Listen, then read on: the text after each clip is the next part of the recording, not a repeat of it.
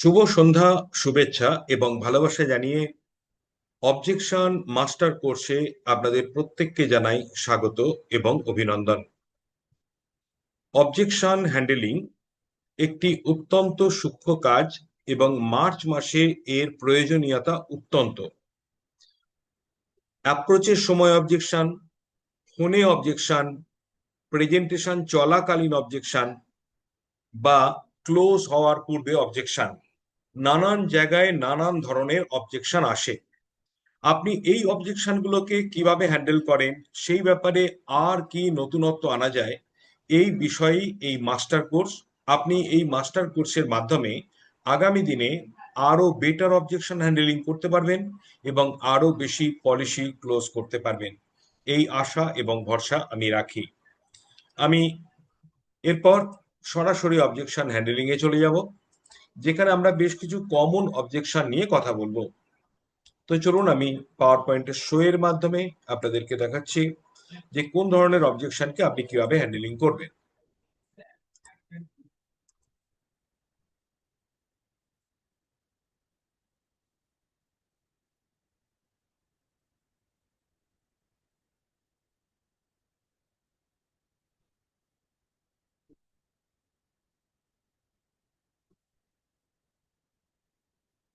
কিছু common objection রয়েছে, যেমন আমি এখন খুব ব্যস্ত, এখন আমার কাজের চাপ বেশি, পরে যোগাযোগ করুন।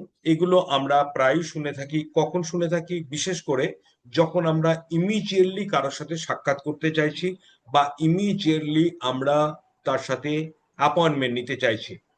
কেউ আবার এটাও বলেন যে আমি আগ্রহী নই, আমার কাছে বিষয়টা আকর্ষণীয় লাগলো না, কিংবা আমি অন্য কিছু হলে আমি করতাম। আর কেউ এরকমও বলে যে আমার এলআইসিতে অন্য এজেন্ট রয়েছে এবং আমার নতুন এজেন্টের প্রয়োজন নেই। তো চলুন এই বিষয়টাকে নিয়ে আমরা একটু চর্চার মাধ্যমে যাই। যে যখন কোনো মানুষ বলছেন যে আমি ব্যস্ত এবং আমার এখন কাজের চাপ খুব বেশি, আমার সাথে পরবর্তীতে যোগাযোগ করুন এবং আমি এখন আগ্রহী নই, এই ধরনের কথাগুলো যখন বলছেন, প্রথমত আমাদের মনে রাখতে হবে যে এই কথাগুলো কারা বলছেন। যার সাথে আপনার রিলেশন র্যাপো একটু কম। কোনো কোনো সময় ব্যস্ততার কারণে রিলেশন আছে এমন ব্যক্তিও আপনাকে এই কথা বলতে পারেন, তবে বেশিরভাগ ক্ষেত্রে এই কথাটা বলবেন যার সাথে আমরা র্যাপো এবং রিলেশন কম রয়েছে। তো যাই হোক, কারণ যাই হোক না কেন আপনাকে বললেন, ধরুন কেউ বলছেন যে আমার কাজের চাপ বেশি। তো কেন বলছেন, এটা কিন্তু খুব গুরুত্বপূর্ণ বিষয়। যে মনে রাখবেন যে আমাদের, আমরা যখন অ্যাপ্রোচ করি, সেটা কোনো অ্যাপয়েন্টমেন্ট নেওয়ার জন্য অ্যাপ্রোচ বলুন বা মানে তার সাথে জাস্ট বিমার ব্যাপারে কথা বলবো বলে অ্যাপ্রোচ করি, তখন আমাদেরকে কাস্টমার কি দৃষ্টিতে দেখে? আমাদেরকে কাস্টমার দেখে যে এ একজন সেলসম্যান, এ একজন এজেন্ট, এর কাজ হলো এলআইসি পলিসি বিক্রি করা। তাই এর সাথে অকারণ সময় নষ্ট করে কোনো লাভ নেই, কারণ এ তো আলটিমেটলি আমাকে পলিসি বিক্রি করবে। অর্থাৎ যখনই আপনি তার সাথে কথা বলতে যাচ্ছেন, তখন তার মনের মধ্যে একটা পুরানো ভুল ধারণা রয়েছে। সেই ভুল ধারণার দৌলতেই কিন্তু আপনাকে এই ধরনের কথা বলছেন। কোন কথা বলছেন? তিনি আপনাকে বলছেন যে এখন আমি ব্যস্ত, এখন যোগাযোগ করবেন না, পরে যোগাযোগ করুন, পরে আসুন। কেন বলছেন? মেজরলি তার মনে হচ্ছে যে এজেন্ট তার নিজের স্বার্থে আমার কাছে আসছে। এটা হচ্ছে বেসিক কারণ। তো এই বেসিক কারণটাই কিন্তু মেজরিটি অফ দা অবজেকশনের কারণ। মানে এই ধরনের অবজেকশন, যখনই কেউ বলছে ব্যস্ত আছি বা পরে যোগাযোগ করুন, তাহলে আপনাকে এই অবজেকশনটা হ্যান্ডেল করতে গেলে কি করতে হবে? আপনার বলার কথা যেটা বলছেন, আপনি যেভাবে অ্যাপ্রোচ করছেন, সেটাকে পাল্টাতে হবে। কিরকম পাল্টাবেন আমি উদাহরণ দেব। তবে কেন পাল্টাবেন বা পাল্টে কি করবেন তার একটা মোটো বা নীতি বলবো। যে দেখুন, কাস্টমার আপনাকে কি দেখছিল? যে আপনি একজন সেলসম্যান বা আপনি একজন এজেন্ট, তাই আপনাকে বলছেন আমি ব্যস্ত আছি। আর কি দেখছিল? যে আপনি যদি তার সাথে কথা বলেন, মানে তাকে অ্যাপয়েন্টমেন্ট নিয়ে তার সাথে কথা বলেন, তাহলে আপনার ফায়দা, তার তেমন কিছু ফায়দা নেই। এই দুটো কথা কিন্তু তিনি মাথায় ঢুকিয়ে নিয়েছিলেন। যে একটা হলো আপনি একজন এজেন্ট বা সেলসম্যান, আর দ্বিতীয় হচ্ছে যে ফায়দাটা আপনার, তার নয়। তাহলে আপনাকে কি করতে হবে? আপনাকে আহ, উম, প্রথম দেখাতে হবে ফায়দাটা তার, তার কি ফায়দা। আর তার সাথে দেখাতে হবে যে আপনি কিন্তু এখানে সেলিং করতে যাচ্ছেন না বা আসছেন না, আপনি অন্য ধরনের কিছু করতে যাচ্ছেন। এই এই বেসিক চেঞ্জটা যদি করে ফেলতে পারেন আপনার কথার মধ্যে, তাহলে কিন্তু এই অবজেকশন গুলো একটু কমে যাবে। অর্থাৎ আমি এখন ব্যস্ত, পরবর্তী যোগাযোগ করুন, এইটা মানে কমে যাবে। তাহলে আপনাকে কি করতে হবে, কিভাবে অ্যাপ্রোচ করবেন? অ্যাপ্রোচ বলতে আমি কিন্তু এটা মানে জাস্ট টেলিফোনিক অ্যাপ্রোচের কথা বলছি, বা একটা অ্যাপয়েন্টমেন্ট নেওয়ার জন্য যখন আমরা অ্যাপ্রোচ করি সেই অ্যাপ্রোচের কথা বলছি। কারণ এই ধরনের কথাগুলো সাধারণভাবে শুরুতেই আসবে যখন আপনি অ্যাপয়েন্টমেন্ট নেওয়ার চেষ্টা করছেন, বা কাউকে আপনি বীমার বিষয়ে কথা বলতে চাইছেন, তিনি বুঝছেন, তখন এই কথাগুলো বলছে। কি বলছে? যে আমি এখন ব্যস্ত, পরে যোগাযোগ করুন। তো এইটা একটা বড় অবজেকশন। কেন এই সময়ের এটা বড় অবজেকশন? কারণ এই সময় আপনাকে বহু মানুষের কাছে অ্যাপ্রোচ করতে হবে, বহু মানুষের বাড়িতে যেতে হবে। তো আপনাকে যদি অনেক মানুষ বলেই দেয় যে আমি এখন ব্যস্ত, পরে যোগাযোগ করুন, তাহলে আপনি এই মাসে তো তার উপর কাজ করতে পারছেন না। তাই আপনাকে এটা শিখতেই হবে। তো চলুন, আমি যেটা বলছিলাম সেটা কি, সেটা হলো যে আপনি তার উপকার হবে, আপনার উপকার হবে এটাও স্বীকার করুন, আর তার উপকার হবে সেটাও তাকে দেখান। তাহলে দেখবেন অনেক মানুষ এই পরে আসুন বা কাজের চাপ বেশি এটা অনেক সময় বলবে না। আচ্ছা, তার উপকার কি করবেন আপনি? দেখুন, আপনি তাকে উপকার করতে যাচ্ছেন, তাকে একটা পারিবারিক ফাইন্যান্সিয়াল ফ্রিডম এবং তার ফিউচার সিকিউরিটির ব্যাপারে কথা বলতে যাচ্ছেন, তাই কি না? তাহলে তাকে আপনি এইভাবে বলুন, ধরুন আপনি শুরুতে বলুন, যেমন আপনি সম্বোধন করেন। ধরা গেল, একটা উদাহরণ দিলে বুঝতে পারবেন, ধরা গেল যে একটা মানে কোন একজন ব্যক্তির সাথে আপনার রাস্তায় দেখা হলো, আপনার পরিচিত ব্যক্তি বা অর্ধ পরিচিত ব্যক্তি, কয়েক মিনিট সময় পেয়েছেন। আপনি ভাবছেন যে এখনই আমি একটা বীমার কথা তুলবো, অথবা আমি তার বাড়িতে যাওয়ার একটা পারমিশন করাবো, এটা ভাবছেন। তো আপনি তাকে কি বলবেন? যেমন আপনি প্রথমে সম্বোধন করেন বা ভালো মন্দ জিজ্ঞেস করেন, সেটা কিন্তু আপনার বডি ল্যাঙ্গুয়েজ কিন্তু খুব স্মার্ট হতে হবে, এবং আপনার চোখে মুখে সবসময় একটা কনফিডেন্স থাকতে হবে, এবং আপনার মধ্যে একটা মানে প্রফেশনালিজম থাকতে হবে, এটা থাকলো। এরপরে আপনি তাকে কি বললেন? তাকে বললেন, সম্বোধন করলেন যে দাদা অনেক দিন পর দেখা হচ্ছে, বা আপনার সাথে প্রায়ই মানে মুখোমুখি চোখাচোখি হয়, কিন্তু এইভাবে একদম সামনাসামনি কথা হচ্ছে অনেকদিন পর, বললেন। তারপরে আপনি কি বললেন? বাড়ির ব্যাপারে জিজ্ঞেস করলেন যে আশা করি আপনার বাড়ির সবাই ভালো আছে। আপনাকেও নিশ্চয়ই ভদ্রতার খাতিরে তিনি জিজ্ঞেস করবেন যে আপনি ভালো আছেন। এই সময় আপনি বলবেন, যেটা বলবেন সেটা বলবেন, একদম ভালো আছি, এবং সবচেয়ে বড় কথা এখন মার্চ মাস, এখন আমাদের ইয়ার এন্ডিং চলে এবং ফাইন্যান্সিয়াল ইয়ারের শেষ তার সময়। এই সময় তো আমরা একটু বেশি ব্যস্ত হয়ে যাই। তার কারণ আপনাদের মতো মানুষ, আপনাদের মতো মানুষ যারা পরিবারকে ভালোবাসে এবং যারা পরিবারের জন্যই দিন রাত পরিশ্রম করেন, নিজের উন্নয়ন করছেন, যারা মানে সন্তানের ভবিষ্যতের জন্য কাজ করে যাচ্ছেন, তাদের পরিবারকে আমি সহায়তা করে আসছি, এবং তাদের পরিবারকে আমি সার্ভিস দিই, আপনি তো জানেনই। এবং তাদের পরিবারকে আমি মানে তাদের পরিবারের জন্যই আমি কাজ করি, আপনি জানেন। বাই দা বাই, আপনাকে আমি একটা প্রশ্ন করতে চাই। বলুন এরপরেই, যে বাই দা বাই একটা প্রশ্ন করতে যাই, আপনার নিশ্চয়ই অনেকগুলো পলিসি রয়েছে ইন্স্যুরেন্সে। আমি কিন্তু আর নতুন পলিসির ব্যাপারে আপনাকে বলছি না, তবে একটা নূতন বিষয়ে আপনার সাথে একটু আলোচনা করতে চাই। বিষয়টা হলো এই, যে যাদের ইন্স্যুরেন্স পলিসি আছে বা কম আছে বা নেই, তাদের একটা ক্যালকুলেশন, যেমন ধরুন বাচ্চাদের জন্য একটা চাইল্ড ফাইন্যান্সিয়াল ফ্রিডম ক্যালকুলেশন বা চাইল্ড ফিউচার ফান্ডিং ক্যালকুলেশন আমি ফ্রি অফ কস্ট এই সময় করছি। বিশেষ করে যারা আমার পরিচিত, তাদের বাড়িতে আমি যাচ্ছি, এবং উদ্দেশ্য কিন্তু আমার এটা নয় যে পলিসি সেল করা। আমার উদ্দেশ্য হলো যে প্রত্যেকটা পরিবারকে, বিশেষ করে আমার পরিচিত পরিবারকে সচেতন করা, যে তারা ইতিমধ্যে তাদের সন্তানের এডুকেশন ফান্ডের কত পার্সেন্ট এখনো পর্যন্ত রেডি করতে পেরেছে। ছোট বাচ্চা যাদের আছে তাদের তো আগামী দিনে কয়েক লক্ষ, এমন কোটি টাকা লাগতে পারে। তো কত পার্সেন্ট সে রেডি করতে পেরেছে, এবং তার কোন ক্যালকুলেশন আছে, তার কি ক্যালকুলেশনে বোঝা যায় যে তার সন্তানের জন্য সে রেডি কিনা, তার ফিউচারের জন্য রেডি কিনা, যাকে আমরা বলি টোটাল ফাইন্যান্সিয়াল প্ল্যানিং। অর্থাৎ আপনি চাইলে আপনার একটা ফুল ফ্যামিলি ফাইন্যান্সিয়াল প্ল্যানিং আমি করে দিতে চাই, এবং আমি চাই যে এটার জন্য 10-15 মিনিট আপনি টাইম দিন। তবে এটা মনে করবেন না যে আপনার বাড়িতে আমি যদি যাই বা আপনার সাথে মুখোমুখি বসি, আমি কিন্তু কোনো পলিসি বিক্রি করব এরকম চিন্তা করে একদমই ভাববেন না। কারণ আমি পদ্ধতি এইভাবে আর বিক্রি করি না। আমি যেটা মনে করি, insurance can not be sold. ইন্স্যুরেন্সকে বিক্রয় করা যায় না, ইন্স্যুরেন্সকে কিনতে হয়। আর সেই জায়গায় দাঁড়িয়ে আমি আপনার বাড়িতে মূলত আপনার ফাইন্যান্সিয়াল ফ্রিডমের গ্যাপ ফাইন্ডিং, এবং আপনার গ্যাপ ফাইন্ডিং, আপনার হিউম্যান লাইফ ভ্যালু, এবং আপনার একটা টোটাল ফাইন্যান্সিয়াল প্ল্যানিং। দেখুন স্যার, আমরা সবাই ইনকাম করি, কিন্তু সঞ্চয় করি, কিন্তু ভবিষ্যতে তবুও আমাদের টাকার কুলান হয় না। বর্তমানে টাকার কুলান হচ্ছে না, তো ভবিষ্যতে হবে কি করে? তো ভবিষ্যতে টাকার কুলান হয় না অনেক সময় এই জন্য যে আমরা বর্তমান থেকে ভবিষ্যতের ব্যাপারে পুরোটা ভাবি না, বা ভাবলেও তাকে অসম্পূর্ণ ছেড়ে দিই। তো আপনার বাড়িতে আমি 10-15 মিনিট যেতে চাই, কিছু না, জাস্ট আপনাকে একটা আইডিয়া দেখাবো।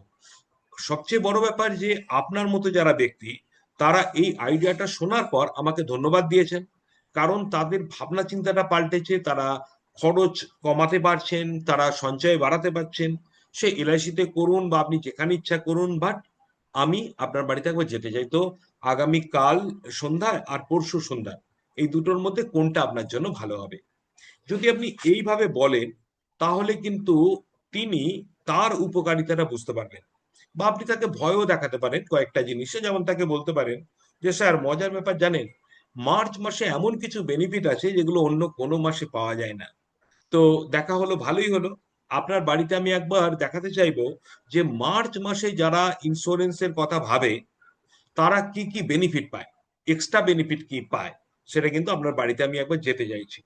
কিন্তু এটা ভাববেন না যে আপনার বাড়িতে যাওয়া মানেই আপনাকে কোনো পলিসি নিতে হবে, স্কিম কিনতে হবে, এরকম নয় কিন্তু। কারণ ইন্স্যুরেন্সকে বিক্রি করা যায় না, ইন্স্যুরেন্স দরকার মতো মানুষ কিনবে। বাট আমার কাজই হলো আপনাদেরকে দেখানো, বোঝানো, এবং পুরো বিষয়টাকে আলোকপাত করা। কারণ আপনি হয়তো পরে ভাববেন যে মার্চ মাসের এই বেনিফিটটা হয়তো আপনি পেতে পারতেন।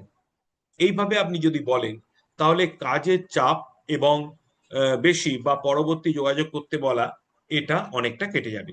অর্থাৎ এটা হচ্ছে বলার পদ্ধতির পরিবর্তন যদি আপনি করতে পারেন, তাহলে অবশ্যই কেটে যাবে। এছাড়া আরো, এটা তো গেল একটা সাইন্টিফিক ওয়ে, যেখানে আপনি পুরো মোড বা মোটোটাকে চেঞ্জ করে নিচ্ছেন। কিন্তু যদি বলেন একদম কথার পারণে কথা বলবো, বা ওনার কথার সূত্র ধরে আমি কোনো কথা বলতে চাই, তাহলে তারও উত্তর আপনাদের আমি শেখাচ্ছি। দেখুন, কোনো একজন ব্যক্তি বললেন যে না না, আমার এখন প্রচন্ড কাজের চাপ এবং আমি এখন খুব ব্যস্ত। ধরুন এই কথাটা বললেন। এটা কখন বলে? শুরুতে বলে যখন আপনি অ্যাপয়েন্টমেন্ট নিচ্ছেন।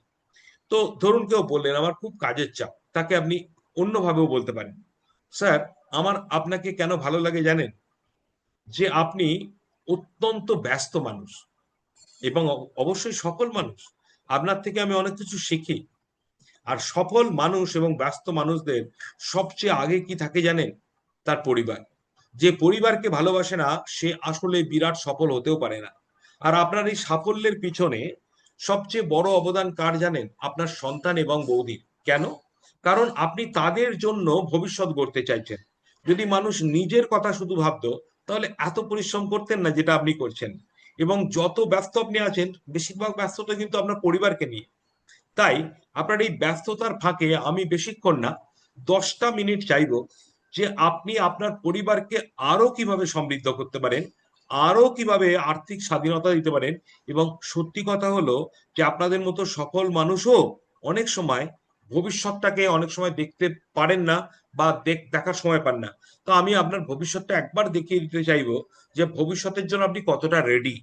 অর্থাৎ আপনার সন্তানের ভবিষ্যতের জন্য কতটা রেডি, আপনার অবসর জীবনের জন্য আপনি কতটা রেডি, জাস্ট এইটুকুই, এইটুকুই। এবং আজ আপনি ফাইন্যান্সিয়ালি কতটা স্ট্রং, এইটা আমি আপনার দেখাবো। আর একটা জিনিস, আমি আপনার হিউম্যান লাইফ ভ্যালু বলে একটা ক্যালকুলেশন দেখাবো। তার কারণ কি জানেন? প্রত্যেকটা মানুষের আলাদা আলাদা মূল্য, মানে আর্থিক মূল্য। যদিও অর্থ দিয়ে মূল্য মাপা যায় না, কিন্তু যার যেমন ইনকাম, যার যেমন খরচ, যার যেমন সংসারের দায়িত্ব, সেই অনুসারে তার পরিস্থিতি পাল্টে যায়। তো আপনার বাড়িতে আমি একবার যেতে চাই এবং দেখাতে চাই। আর 5টা পলিসি সেলিং এর মতো এটাকে নেবেন না। আমি পিওরলি পলিসি সেলিং করতে যাচ্ছি এমনটাও নয় কিন্তু। আমি যাচ্ছি আপনার পরিবারে এমন কিছু বলতে, যেটা আসলে আপনি এমনি করছেন, সেটা হলো আপনি দায়িত্ব, আপনি যে দায়িত্ব নিয়ে কাজ করছেন, সেই দায়িত্বটাই যাতে না কোনো ঘাটতি থাকে, সেই দায়িত্বটার মধ্যে যেন কোনো গ্যাপ না পড়ে যায়।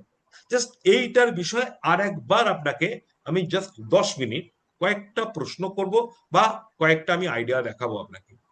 এইটা বললেও কিন্তু আপনি তাকে কথার উপর কথা দিয়েও আপনি এটাকে হ্যান্ডেল করতে পারবেন।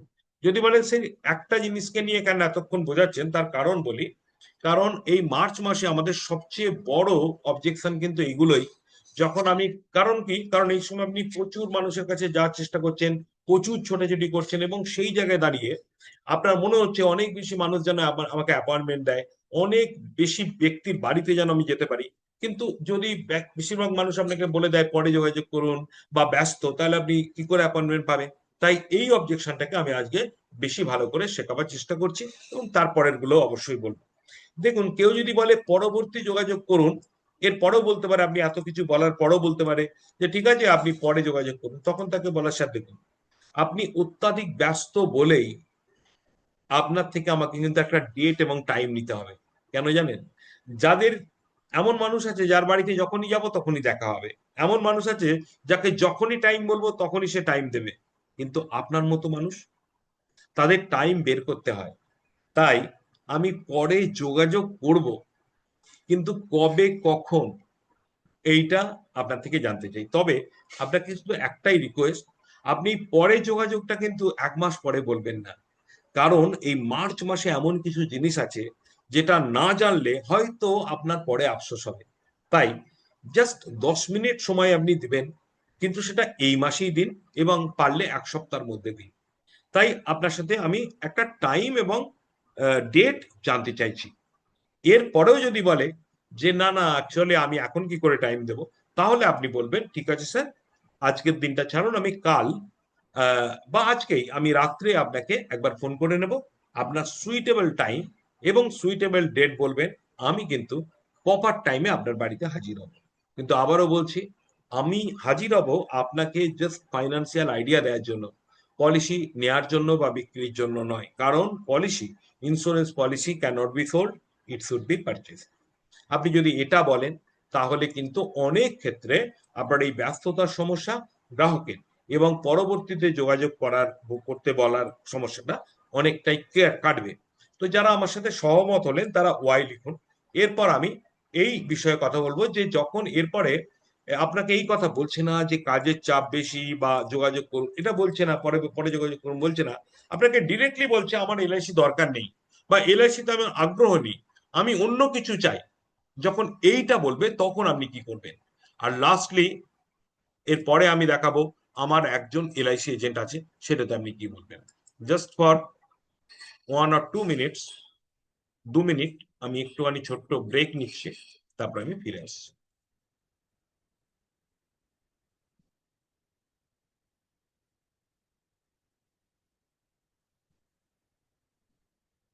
Just I am taking a break.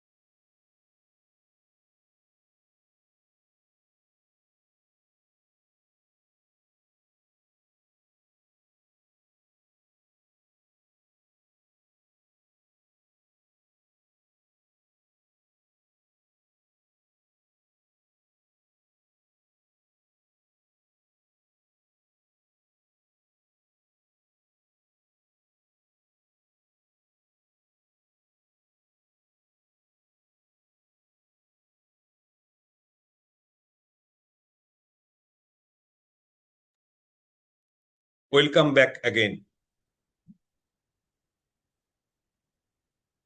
এলআইসিতে আগ্রহী নই, আপনি তাকে বলবেন, স্যার, এটা স্বাভাবিক যে এলআইসিতে আপনি আগ্রহী নাও হতে পারেন। এলআইসি সম্পর্কে আমরা মনে করি যে এলআইসি হলো এমন একটা জিনিস যেটা শুধু মৃত্যুর সঙ্গে যুক্ত। কিন্তু স্যার, এলআইসির বাংলা কথাটার নাম হচ্ছে জীবন বীমা। স্যার, এলআইসি কি সত্যি মৃত্যুর সাথেই যুক্ত? আমরা যখন মোটর গাড়ি ইন্স্যুরেন্স করি তখন তার নাম হয় মোটর ইন্স্যুরেন্স। আমরা শস্যের বীমা করলে তার নাম হয় শস্য বীমা। তো এলআইসিতে যদি মৃত্যুরই বীমা হতো তাহলে এলআইসির নাম কিন্তু হতো মরণ বীমা বা ডেথ ইন্স্যুরেন্স। হ্যাঁ, অবশ্যই মানুষের অকাল মৃত্যু হতে পারে এবং সেক্ষেত্রে এলআইসি বিরাট পরিমাণে হেল্প করে, এটাই আমরা দেখে আসছি। তাই আমাদের অনেকের ধারণা যে এলআইসিকে মৃত্যুর সঙ্গে ভাবা। কিন্তু স্যার, আজকের যুগে অনেক মানুষ যারা ধনী তারাও কিন্তু যথেষ্ট পরিমাণ ইন্স্যুরেন্স রাখছে এবং শুধু মৃত্যুর কথা ভেবে নয়, তারা একটা গুড ইনভেস্টমেন্টের কথা ভেবেও কিন্তু এলআইসি করছেন। যাক, আর মধ্যবিত্ত মানুষ এলআইসি যদি নাও করে, সঞ্চয় তো করা দরকার। তো স্যার, আপনি যদি আমাকে 10-15 মিনিট টাইম দেন, আপনাকে এলআইসি করার জন্য আমি বলবো না, কারণ আমি এমনিও বলি না। আপনি যদি আগ্রহীও থাকতেন, তাও আমার কাজ হচ্ছে আপনাকে ইন্স্যুরেন্স ব্যাপারে ওয়াকিবহাল করা। আমার কাজ কিন্তু আপনাকে বিক্রি করার নয়, কারণ অনেকে বিক্রি করেন, কিন্তু আমরা যেটা মনে করি, আমি প্রশিক্ষণ নিই, আমি যেটা মনে করি সেটা হলো যে ইন্স্যুরেন্সকে বিক্রি করা যায় না, ইন্স্যুরেন্সকে কিনতে হয়। কেন জানেন স্যার? কারণ দেখুন, এটা একটা দীর্ঘমেয়াদী প্রকল্প, অনেক বছর ধরে অনেকগুলো টাকা আপনাকে নিবেশ করতে হবে। তাই এটা যতক্ষণ না আপনি নিজে থেকে অনুভব করবেন যে ইন্স্যুরেন্স আমার দরকার, ততক্ষণ পর্যন্ত যদি আমি আপনাকে ইন্স্যুরেন্স নেওয়ার জন্য জোর দিই, তাহলে সেটা তো আমি সেলসম্যান হয়ে গেলাম। স্যার, আমরা হচ্ছে ফাইন্যান্সিয়াল অ্যাডভাইজার। তাই আমরা, যারা অন্তত ফাইন্যান্সিয়াল অ্যাডভাইজারি নেচারে কাজ করে, তারা এলআইসি কে ঠিক বিক্রি করতে চায় না, তারা মানুষকে ফাইন্যান্সিয়াল বিষয়ে সচেতন করতে চায়। তো আমার কাজ কিন্তু এটা। স্যার, আপনি কি জানেন যে বর্তমানে ধারণা পরিবর্তন হয়েছে? ইন্স্যুরেন্সকে এখন বলা হচ্ছে সবচেয়ে ভালো সঞ্চয়ের পদ্ধতি, সবচেয়ে ভালো। আজকের যুগে না স্যার, সঞ্চয়ের থেকে সঞ্চয়ের থেকে লোন বা ইএমআই এর চল বেশি হয়েছে। আপনি খেয়াল করে দেখবেন, ম্যাক্সিমাম মানুষের বাড়িতে কিন্তু ইএমআই চলছে। মানে কি? সঞ্চয় না, তারা আগে খরচ করে পরে সেই খরচটাকে মেটাচ্ছে। আর সঞ্চয় কি করে না, তার পাশাপাশি একটা ফান্ড তৈরি করে। সেটা এমার্জেন্সি ফান্ড হতে পারে, সেটা একটা কোনো পারপাসে হতে পারে, বা দীর্ঘমেয়াদী কোনো প্রকল্পের জন্য হতে পারে। স্যার, আমাদের জীবনে ছোট ছোট অনেক পারপাস থাকে, যেমন বাড়ি করা, গাড়ি কেনা। আর কিছু বড় পারপাস থাকে, যেমন ধরুন সন্তানের পড়াশোনা, বিবাহ, অথবা নিজের অবসর জীবন। তো দীর্ঘমেয়াদী সঞ্চয়ের জন্য এলআইসি সবচেয়ে বেস্ট কেন, এমনকি মিউচুয়াল ফান্ড এসআইপির থেকেও আজকের যুগে সঠিক বুদ্ধিমান মানুষরা এলআইসি কে কেন বেছে নিচ্ছে, এই বিষয়টা নিশ্চয়ই আপনার জানা দরকার। তো স্যার, বেশিক্ষণ আপনাকে বদার করব না। মিনিট 15-20 আপনার বাড়িতে আমি একটু যাব, একটু চা বিস্কুট খাবো, আর আপনার জন্য একটা সুন্দর ফর্ম বা একটা সুন্দর মেটেরিয়াল তৈরি করে নিয়ে যাব, এবং আপনার সাথে জাস্ট, আপনি একজন বুদ্ধিমান মানুষ, আপনার সাথে একটু আলোচনা করব যে এলআইসিটাকে শুধু মৃত্যুর কথা না ভেবে সঞ্চয়ের জন্য, মানে সেভিং স্কিম হিসাবে, এবং ইনভেস্টমেন্টের জন্য কেন মানুষ নিচ্ছেন। এইটা যদি আপনি দেখেন, আমার খুব ভালো লাগবে। কারণ আপনার এলআইসির প্রতি যে অনীহা, এটা হওয়া স্বাভাবিক, হতেই পারে, অনেক কারণ হতে পারে। তো এই বিষয়গুলো একটু আলোচনা করবো এবং আপনার মতামতটা আমি শুনতে চাই স্যার, সবিস্তারে। যদি এইটা বলেন, আমার ধারণা অনেক মানুষ আপনাকে অ্যাপয়েন্টমেন্ট দেবে। অ্যাকচুয়ালি আপনি, এই অবজেকশন গুলো কখন আসছে? শুরুতে। আপনার তখন উদ্দেশ্য কি? অ্যাপয়েন্টমেন্ট নেওয়া, বা তার সাথে আরো 15 মিনিট কথা বলার সুযোগ। এবার আমি যে বলছি যে আপনার বাড়িতে যাব, এমন হতে পারে যে বাড়িতে নাও যেতে হতে পারে। আপনি যদি দেখেন যে এখনই 15-20 মিনিট কথা বলা যায়, তাহলে আপনি তাকে এটাও বলতে পারেন যে, স্যার, আপনি যদি খুব ব্যস্ত না থাকেন, তাহলে যদি আপনি এখনই আমাকে মিনিট 15 টাইম দেন, জাস্ট একটু বসবো, কাগজ পেন খুলবো, প্রপোজাল পত্র নয় স্যার, কাগজ পেন খুলে আপনাকে জাস্ট কয়েকটা পয়েন্ট দেখাতে চাই যে কেন এলআইসি বেস্ট সেভিংস, কেন এলআইসি কে আজকে ধনী ব্যক্তিরাও ইনভেস্টমেন্টের একটা বড় দিক আকারে নিচ্ছে। এইটা বললে এলআইসির প্রতি আগ্রহী নেই যারা, তারা কিন্তু উত্তর আপনাকে অ্যাপয়েন্টমেন্ট দেবে বা কথা শুনতে চাইবে। কারা আমার সাথে সহমত তারা ওয়াই লিখুন বা এ লিখুন, এগ্রিড। এরপরে আমি আপনাদেরকে এই যে বলে দিলেন যে এলআইসি কেন বেস্ট সেভিংস এবং এলআইসি কেন বেস্ট ইনভেস্টমেন্ট, তার কয়েকটা পয়েন্ট বলে দেব যে কোন পয়েন্টগুলো আপনাকে তখন বলতে হবে।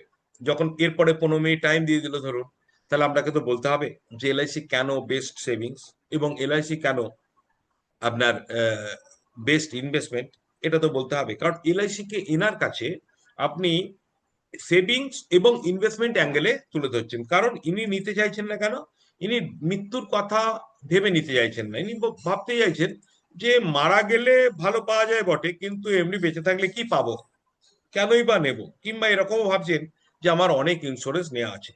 তাই আপনাকে বলবো যেখানে আপনি তিনটে জিনিস শো করবেন। তিনটে জিনিস মানে কি কি বলে দিই। একটা হলো যে এলআইসি কে একটা সেভিংস টুল হিসাবে শো করুন, আর একটা হলো যে এলআইসি কে ইনভেস্টমেন্ট আকারে শো করুন, আরো একটা human life value.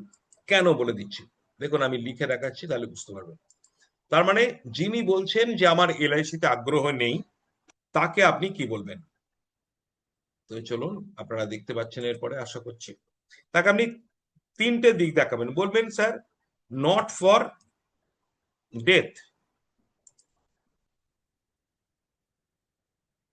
Not for death, ডেথের জন্য নয়।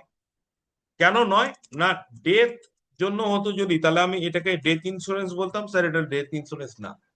তাহলে ডেথ নয় এটা, এটা কি ডেথ নয়, তাহলে এটা কি, এটা হচ্ছে লাইফ। তাহলে আমি ডেথটাকে কেটে দিলাম, ডেথটাকে কেটে দিলাম, আমি কি লিখলাম না লাইফ। কোথায় লিখবো, উপরে লিখবো, চলো। তো আমি এখানে লিখবো লাইফ ইন্স্যুরেন্স, লাইফ। ডেথটা যদি লাল হয় তাহলে লাইফটা হবে সবুজ, সবুজ করে দিলাম, মোটা করে দিলাম, দরকার একটু বড় করে দিলাম। ওকে, এরপরে আমি এখানে একটা ড্র করে দিলাম। দেখুন আপনি কিভাবে লিখবেন সেটা আমি একটু দেখিয়ে দিচ্ছি। এরকম ড্র করে দিলেন যে স্যার এটা ডেথ নয়, এটা লাইফ। ওকে, এরপরে আপনি কি করলেন, এরপরে তাকে দেখাচ্ছেন স্যার তিনটে প্রশ্নের উত্তর দেবেন। একটা হচ্ছে why, why LIC is best savings tool,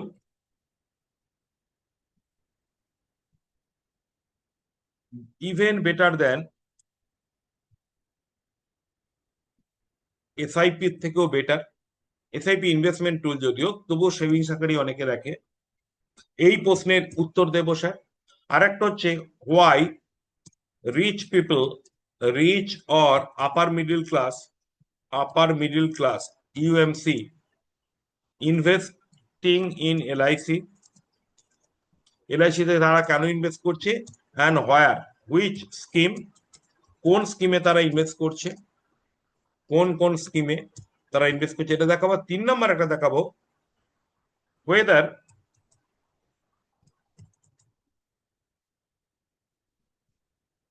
sorry, whether your present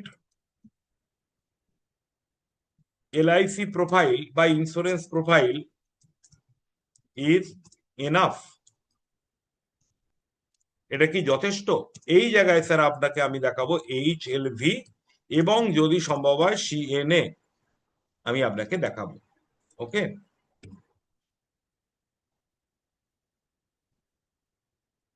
তো তিনটে প্রশ্নের উত্তরে আমি এবার যাব। এবার আপনি গ্রাহককে এইভাবে বলবেন, তিনটে প্রশ্নের উত্তরে বলবেন। তো চলুন আমি একটু বড় করে দিই লেখাটাকে। ওকে, তো প্রথমে কথাটা তো আমি বলে দিয়েছি যে এলআইসি কেন ডেথ ইন্স্যুরেন্স নয়, কেন এটা লাইফ ইন্স্যুরেন্স।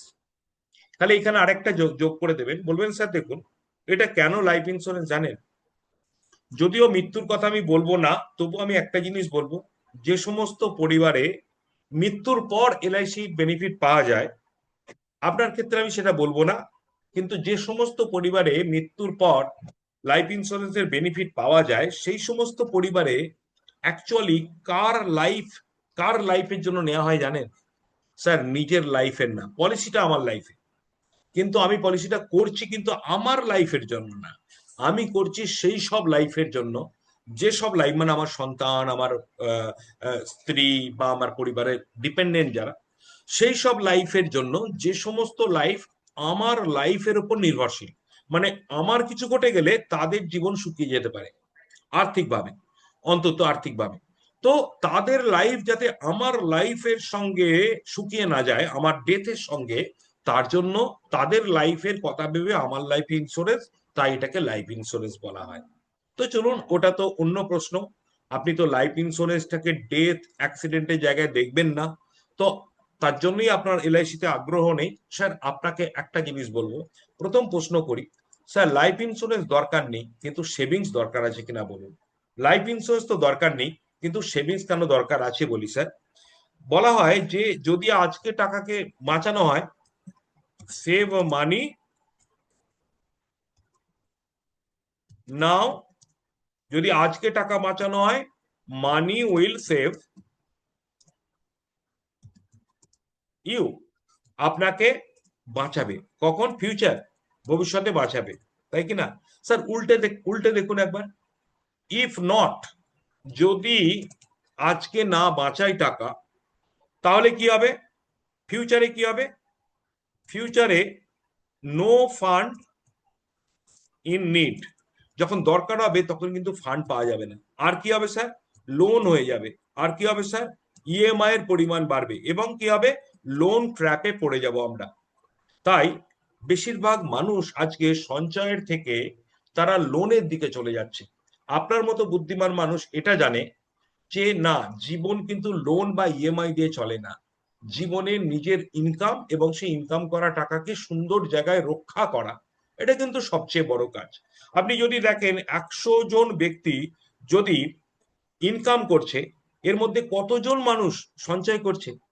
এটা আপনাকে যদি আমি প্রশ্ন করি, আপনি নিশ্চয়ই জানেন সবাই সঞ্চয় করে না। এবার একটা রুলস আছে স্যার, 50-30-20 রুলস। এটার মানে কি?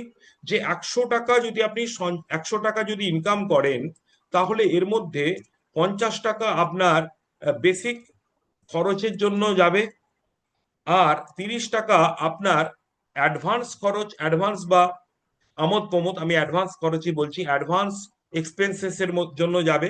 কিন্তু 20 টাকা আপনার অবশ্যই সেভিংস করা দরকার। কি বললাম? 20 টাকা সেভ করা উচিত।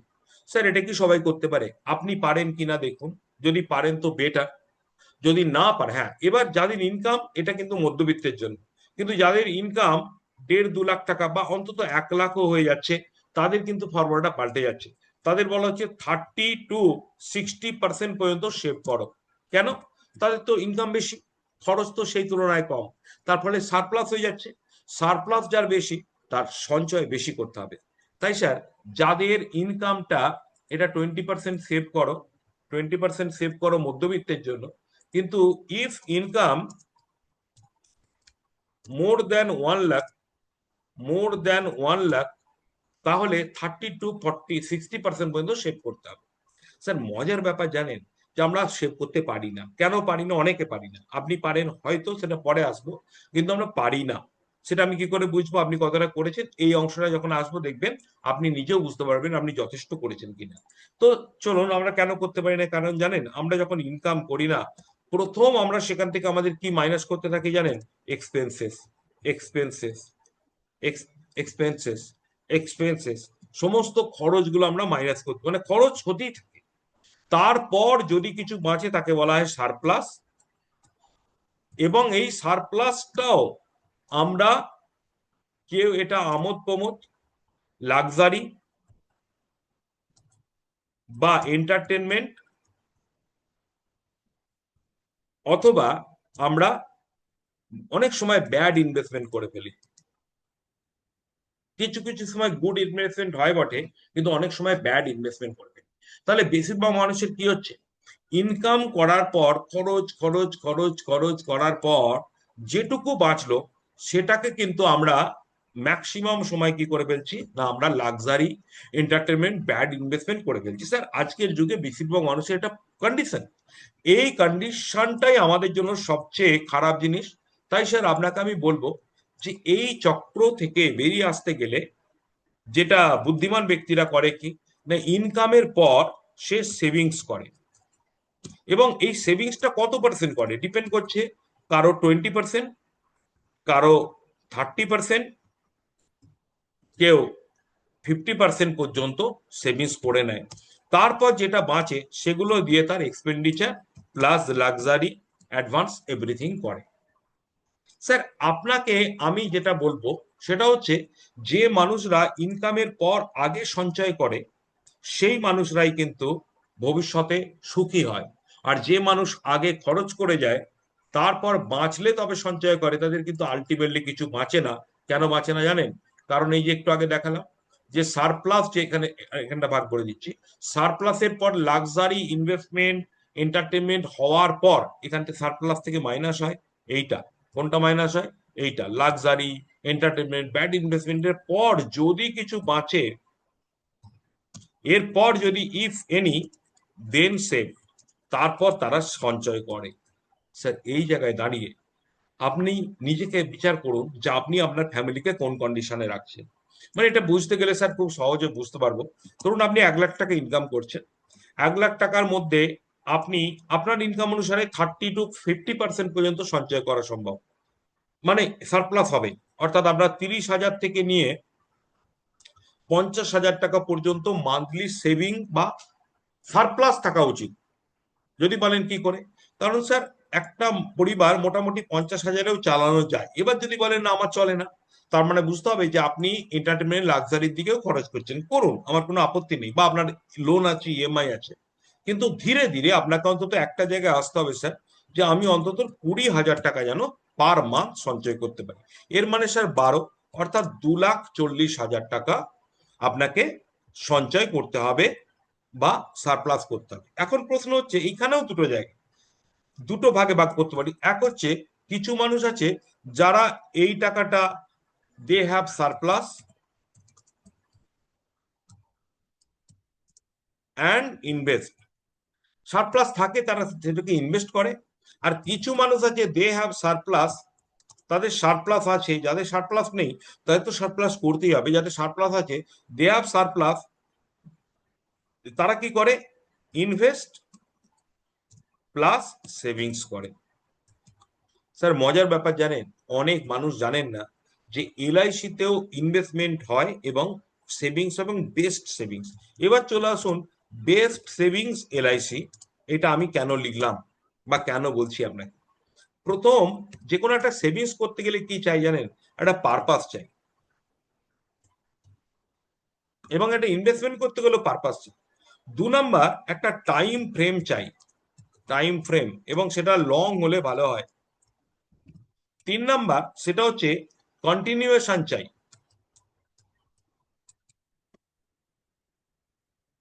4 নাম্বার হচ্ছে রিজিডিটি চাই। রিজিডিটি মানে কি? মানে লক, লকিং চাই। লকিং মানে নট ইজি টু উইথড্র। কেন জানেন স্যার? আমরা অনেকেই সঞ্চয় করি, দেখবেন অনেক মানুষ রেকারিং করছে, ফিক্সড ডিপোজিট করছে, একটা উদ্দেশ্য নিয়ে করছে, কিন্তু মাঝখানে হঠাৎ করে টাকাটা তুলে নিচ্ছে। কেন? কারণ সেখানে কোনো রিজিডিটি নেই, লকিং নেই। স্যার এই 4টে জায়গা যদি দেখে আপনি সেভিংস করেন, তাহলে জানবেন আপনি বেস্ট জায়গায় সেভিংস করছেন। সেটা এলআইসি হতে পারে, অন্য জায়গা হতে পারে। তো মজার ব্যাপার কি জানেন, এলআইসি কে কেন বেস্ট বলা হয়? আপনি যদি পার মান্থ, ধরুন আপনি পার মান্থ 5,000 রুপিস আপনি সেভ করছেন, তো এতে করে 12 মাসে আপনি 60,000 টাকা সেভ করছেন। 12 মাসে আপনি 60,000 টাকা সেভ সেভ করছেন। একবার ভাবুন, এটাকে যদি আপনি 15 বছর রান করাতে পারেন, 15 ইয়ার, তাহলে আপনার সেভিংস এর অ্যামাউন্টে কি দাঁড়াচ্ছে? 9 লক্ষ টাকা। এবার এটাকে যদি আপনার সামর্থ্য থাকে যে আপনি এটাকে বাড়িয়ে দেবেন, তো চলুন আপনি যদি এটাকে 20,000 টাকা পার মান্থ সেভ করতে পারেন, 12 মাসে আপনার 2,40,000 টাকা, 2.40 লাখ। এবং এইভাবে যদি আপনি 15 বছর কমপ্লিট করতে পারেন, 15 ইয়ার, তাহলে কিন্তু আপনার 36 লাখ টাকা আপনার কিন্তু সেভিংস হয়ে গেল। এখন অবশ্যই আপনি একটা প্রশ্ন করবেন যে এই সেভিংসটা এলআইসি তে করলে লো ইন্টারেস্ট পাবো। এই কথাটার উত্তর আমি দেবো স্যার, কিন্তু তার আগে আমার বক্তব্য, এখানে কিন্তু একটা পারপাস দেয় এলআইসি, যে আপনি সেভিংস করছেন কেন। দেখুন, আমরা তো অনেক কারণে সেভিংস করতে পারি, যেমন বেড়াতে যাব, আমরা একটা বাড়ি করব, জায়গা কিনবো, কিংবা আমরা কোনো গাড়ি কিনবো। দেখুন, প্রত্যেকটা সেভিংস এর উদ্দেশ্য থাকা দরকার এবং সেই উদ্দেশ্য অনুসারে তার টাইম ফ্রেম হওয়া দরকার। তো আমরা এই ছোট ছোট উদ্দেশ্যগুলো পূরণ করতে গিয়ে আমরা বড় বড় উদ্দেশ্যগুলোকে আমরা দূরে সরিয়ে দিই বা ঠেলে দিই। আমরা মনে করি যে আগে বাড়ি, আগে গাড়ি, তারপর ছেলে মেয়েদের ভবিষ্যতের জন্য পরে সঞ্চয় করব। স্যার, আপনি নিশ্চয়ই দেখেছেন, কি দেখেছেন, নিশ্চয়ই আপনি দেখেছেন যে কোনো একটা গাছে ওঠার জন্য, গাছে ওঠার জন্য বা একটা দেয়ালে ওঠার জন্য মই বা ল্যাডার লাগানো যেতে পারে। ল্যাডার, এটা মই। তো স্যার, এই মইটা যদি আপনি দূর থেকে লাগান, সরি, এটা একটু ব্যাকা হয়ে গেল, যদি একটু দূর থেকে লাগান তাহলে কিন্তু গাছে ওঠা সহজ। কিন্তু একদম গায়ে গায়ে লাগালে, একদম গায়ে গায়ে যদি লাগান, তাহলে গাছে ওঠা কিন্তু খুব কঠিন হয়ে যায় এবং পড়ে যেতে পারে। তাই স্যার, আমরা অনেকে 5 বছর টাইম থাকতে থাকতে তখন আমরা ছেলে মেয়ের ভবিষ্যৎ গঠন করতে চেষ্টা করি। বৃদ্ধ বয়স চলে এসছে, 50 বছরের পর আমরা ভাবি যে আমাদের রিটায়ারমেন্টের জন্য ফান্ড করা দরকার, কিন্তু অ্যাকচুয়াল এটা ভাবা উচিত ছিল 30 বছরের বয়স থেকে। আর ছেলে মেয়েদের 5 বছর হাতে থাকতে থাকতে না, ছেলেমেয়েরা যখন মাধ্যমিক দিচ্ছে বা 9-10-এ পড়ছে, তখন আমরা ভাবছি যে ডাক্তার ইঞ্জিনিয়ার করতে গেলে কত খরচ দেখি এবং তার হিসেব করি, তার টাকা জোগাড় করি। আচ্ছা বলুন তো, 7-8-এ যখন পড়ছে, তখন যদি আপনি টাকা সঞ্চয় করতে চান এবং যদি আপনি জানতে পারেন যে প্রায় 50 লাখ, 60 লাখ, 1 কোটি টাকা দরকার, আপনি মাত্র 4-5 বছরে কি এটা পারবেন? যদি পারতে হয়, তাহলে আপনাকে কিছু অ্যাসেট বিক্রি করতে হবে। স্যার, বুদ্ধিমান ব্যক্তিরা কোনো অ্যাসেট বিক্রি না করে অল্প অল্প টাকা সঞ্চয় করে দীর্ঘমেয়াদী পারপাস বা উদ্দেশ্যকে পূরণ করে। তাই আমরা ছোট ছোট পারপাস নিয়ে ভাবি, বাট 15 বছর পরে, 20 বছর পরে, 25 বছরের পরের যে পারপাস, তার জন্য যদি সেভিংস করতে হয় রেগুলার, নিয়মিত, রেকারিং ডিপোজিটের মতো, তাহলে কিন্তু দ্যাট ইজ এলআইসি। এলআইসিতে যে পারপাসটা থাকে সেটা আমাদের জীবনের এমন বড় পারপাস, যেটা আগে থাকতে না করলে হয় না। তাই বেস্ট সেভিংস হলো এলআইসি, বেস্ট সেভিংস হলো এলআইসি, তাই কি না? আচ্ছা ধরুন, আমরা অনেক সময় অনেক কম বয়সী বাচ্চাদেরকে বলি, অনেকে দেখবেন যে টাকা বাঁচাচ্ছে একটা আইফোন কেনার জন্য। আর ধরা গেল একটা বাচ্চা, মানে বাচ্চা মানে একটা ক্লাস 11-এর ছেলে, সে হয়তো টাকা বাঁচাচ্ছে একটা আইফোন কিনবে বলে। আরেকটি ছেলে টাকা বাঁচাচ্ছে অন্য একটা বড় পারপাসে, যে কোনো একটা কলেজে পড়বে বলে। তো আপনি বলুন, কার পারপাসটা, দুজনকারই পারপাস আছে, কিন্তু কার পারপাসটা গুরুত্বপূর্ণ? যদি জীবনের কথা ভাবেন, তাহলে কিন্তু যে ছেলেটি কলেজে পড়বে বলে টাকা বাঁচাচ্ছে, তারটা কিন্তু অনেক বেশি গুরুত্বপূর্ণ। তাই আপনি জীবনে যে সব পারপাসে সেভিংস করেছেন, তার মধ্যে সবচেয়ে বড় পারপাস কোনগুলো জানেন? ছেলে মেয়েদের ভবিষ্যৎ গঠন, আর আপনার অবসর জীবনে কষ্ট যাতে না হয় আপনার এবং আপনার ওয়াইফের, তার জন্য ব্যবস্থা হলো সবচেয়ে বড় পারপাস। আর এই পারপাসটা কিন্তু এলআইসি বেস্ট তৈরি করে, বেস্ট ভাবে রাখে। কারণ এত দীর্ঘমেয়াদী ব্যাংকে রেকারিং নেই, এত দীর্ঘমেয়াদী আপনি কোনো জায়গাতেই পাবেন না। আর যদি এসআইপির কথা বলেন, এসআইপি তে স্যার দীর্ঘমেয়াদী হয়, কিন্তু মজার ব্যাপার কি জানেন? 2 বছর পর, অনলি 2 ইয়ার্স আফটার, 70% এসআইপি হোল্ডাররা টাকা তুলে নিচ্ছে, চালাচ্ছে না। তো আপনি যদি নাই চালান, তাহলে সেটা দীর্ঘমেয়াদী হয়ে লাভ কি? তাই কি না? কারণ ওখানে ভয় আছে, ওখানে যেমন আনন্দ আছে যে অনেক বাড়তে পারে, কিন্তু ভয় আছে যে নাও বাড়তে পারে। তাই আপনাকে বলবো, মিউচুয়াল ফান্ড এসআইপি থেকেও এলআইসি পারপাসের দিক থেকে অনেক স্ট্রং। আর একটা জিনিস তো আমাদের মাথায় রাখতে হবে, যে যখন ছেলে মেয়েদের ভবিষ্যৎ গঠন করতে যাচ্ছি, তখন শুধু টাকাটা সঞ্চয়ের উপর নির্ভর করলে হবে না। ধরুন, আমি সঞ্চয় করতে করতে মাঝপথে আমি চলেই গেলাম, তখন আমার এই টাকাটা কে দেবে? এলআইসির কিন্তু জীবন লক্ষ্য পলিসি রয়েছে বা আরো পলিসি রয়েছে, যেটা কিন্তু মানুষটা চলে গেলেও তার সন্তানের জন্য টাকা কিন্তু বজায় থাকলো। তাই পারপাসটা এখানে দ্বিমুখী, বর্তমানেও পারপাস ফুলফিল হবে, অবর্তমানেও পারপাস ফুলফিল হবে। তাই স্যার, এলআইসির এই একটা অ্যাকাউন্টে বেস্ট সেভিংস। তাই এলআইসি আপনার পছন্দ লাগে না, কিন্তু সেভিংস তো দরকার। সেভিংস এর কারণে যদি আপনি ভাবেন এলআইসি করবেন, মৃত্যুর কথা ভেবে নয়, সেভিংস এর কারণে যদি এলআইসি করবেন, তাহলে আমার সাথে দেখুন কোনটা বেস্ট সেভিংস এলআইসি তে রয়েছে এবং কেন বেস্ট, আপনাকে সেটাই দেখাচ্ছি। তো এইটা বলুন। তো এখনো পর্যন্ত এই অংশটা যাদের এলআইসি দরকার নেই বলছে, কারণ এটা মেজরিটি কাস্টমার হয় মুখে বলে, না হয় আপনাকে মনে মনে বলছে। মুখে হয়তো বলছে, মুখে অন্য কথা বলছে যে এখন টাকা নেই অন্য, কিন্তু আসলে ভেতরে ভেতরে ভাবছে আর এলআইসির দরকার নেই, আমার অনেক করা আছে, কিংবা আমার দরকারই নেই, এখন আমি পরে করবো, আগে তো বর্তমানকে সামলাই, আগে তো ইএমআই দিই, আগে তো নুন চাল ডাল আলু পটলের খরচ যোগাই, এটা মানুষ মনে করে। তাই তাকে একদিকে সেভিংস মেন্টালিটি আনতে হলো, তার সঙ্গে দেখাতে হলো যে যাদের সেভিংস হয় সারপ্লাস হয়, সেভিংস আর সারপ্লাস একটু আলাদা, সারপ্লাস হলেই সেভিংস হবে তা নয়। ধরুন আপনার টাকা বেঁচে যাচ্ছে, তাকে বলে সারপ্লাস, কিন্তু সেই বেঁচে যাওয়া টাকাটা কোথাও রাখছেন নাকি অন্য পারপাসে আবার খরচ করে ফেলছেন। যদি অন্য পারপাসে খরচ করে ফেলেন তাকে সারপ্লাস হলো, কিন্তু সেভিংস হলো না। আবার অনেকে সারপ্লাসের পর পুরোটা ইনভেস্ট করে, মানে শেয়ার মার্কেট, মিউচুয়াল ফান্ড, জমি কেনা। তাদেরকে বলুন স্যার জমি কিনুন, কিন্তু ইনভেস্টমেন্টের পাশাপাশি সেভিংসও করুন। Not only investment, everything investment করবেন না, ইনভেস্টমেন্টের সঙ্গে সেভিংস করুন। আর তাছাড়া এলআইসির কিছু স্কিম আছে এমন, যেটা ইনভেস্টমেন্টও হবে সেভিংস হবে একসাথে, সেটাও আপনাকে দেখাতে পারবো। বলে আপনি তাকে ইউলিপ পলিসি দেখাতে পারেন, কোনো কম্বো পলিসি দেখাতে পারেন। ধরুন এমন একটা পলিসি দিলেন যেটা আজীবন তাকে গ্যারান্টেড ইনকাম দেবে, আবার এককালীন একটা টাকা ফেরত দেবে। আপনি সেখানে 736-এর সঙ্গে 771-কে জুড়ে দিতে পারেন, বা 45-কে 745-কে জুড়ে দিতে পারেন, আপনি সেখানেও কিন্তু বেস্ট রেজাল্ট পাবেন। তো চলে আসুন, এরপরে আমি দেখাবো যে একটা পারপাসে তো হলো, তো কাদের মনে হলো যে ইয়াস এলআইসি বেস্ট সেভিংস, মানে আপনাদেরকে আমার প্রশ্ন, আপনাদের যদি মনে হয় এলআইসি বেস্ট সেভিংস, তাহলে এস কথাটা লিখুন, কারণ এইটুকুই বলেছি। তবে এর পরেও আরো অনেক কিছু বলা যায়, সেগুলো অবশ্যই আমি বলবো পরে। তো দেখুন একদম লাস্টে বলবো, তো যাদের মনে হলো এলআইসি বেস্ট, কারণ আপনার মনে হতে হবে যে এলআইসি বেস্ট সেভিংস, তবেই কিন্তু মানুষকে সেভিংস অ্যাঙ্গেলে পলিসি বিক্রি করতে পারবেন। কাকে সেভিংস অ্যাঙ্গেলে করবেন? যে ব্যক্তিটা এলআইসি করতে চাইছে না, তাকে সেভিংস দেখিয়ে ইনভেস্টমেন্ট দেখিয়ে পলিসি করাতে হবে, কারণ এলআইসি ইটসেলফ একটা ভালো সেভিংস এবং ইনভেস্টমেন্ট। তো চলুন আপনারা লিখতে থাকুন, তার মাঝে আমি আপনাদের কার্তিকবাবু লিখেছেন এবং বাকিরা লিখছেন, তো আমি পরে দেখছি কে লিখছেন। তো দেখুন time frame, it is very very important. এটা বলবেন স্যার দেখুন আপনি যেখানেই সেভিংস করুন, আমরা যখন বোকা ভাঁড়ে টাকা রাখি, মানে আমরা যখন পিগি বক্স মানে ভাঁড়ে টাকা ভরি, মানে টাকা রাখার ভান্ডারে, তখন আমরা জানি না যে ওই ভাঁড়টা কতদিন থাকবে, তাই কি না? হ্যাঁ, যদি আমরা ভাঁড়টা পুজোর সময় ভাঙবো মনে করি, তাহলে পুজোর সময় ভাঙি। যদি মনে করি বেড়াতে যাওয়ার আগে ভাঙবো, তো বেড়াতে যাওয়ার আগে ভাঙি।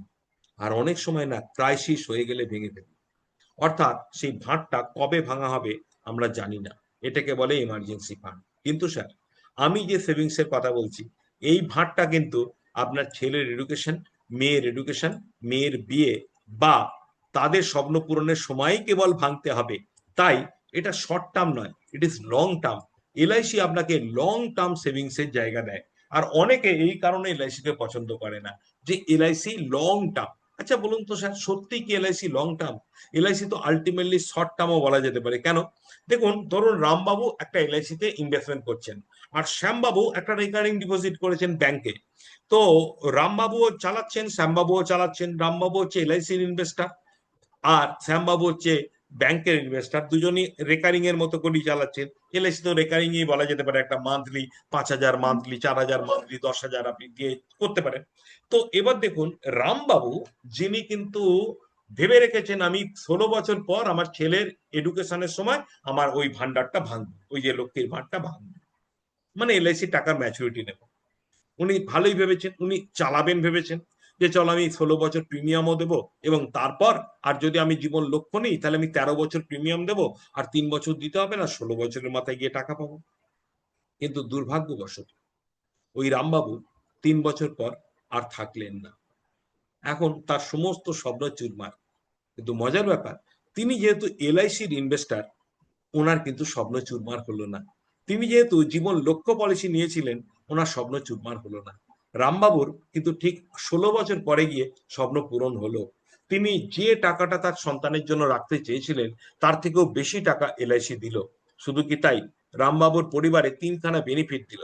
রেগুলার ইনকাম বেনিফিট, এবং তারপরে এলআইসিতে প্রিমিয়াম না দিয়ে এলআইসি নিজে প্রিমিয়াম বহন করলো এবং ওই সময় একটা এককালীন টাকা পেলো।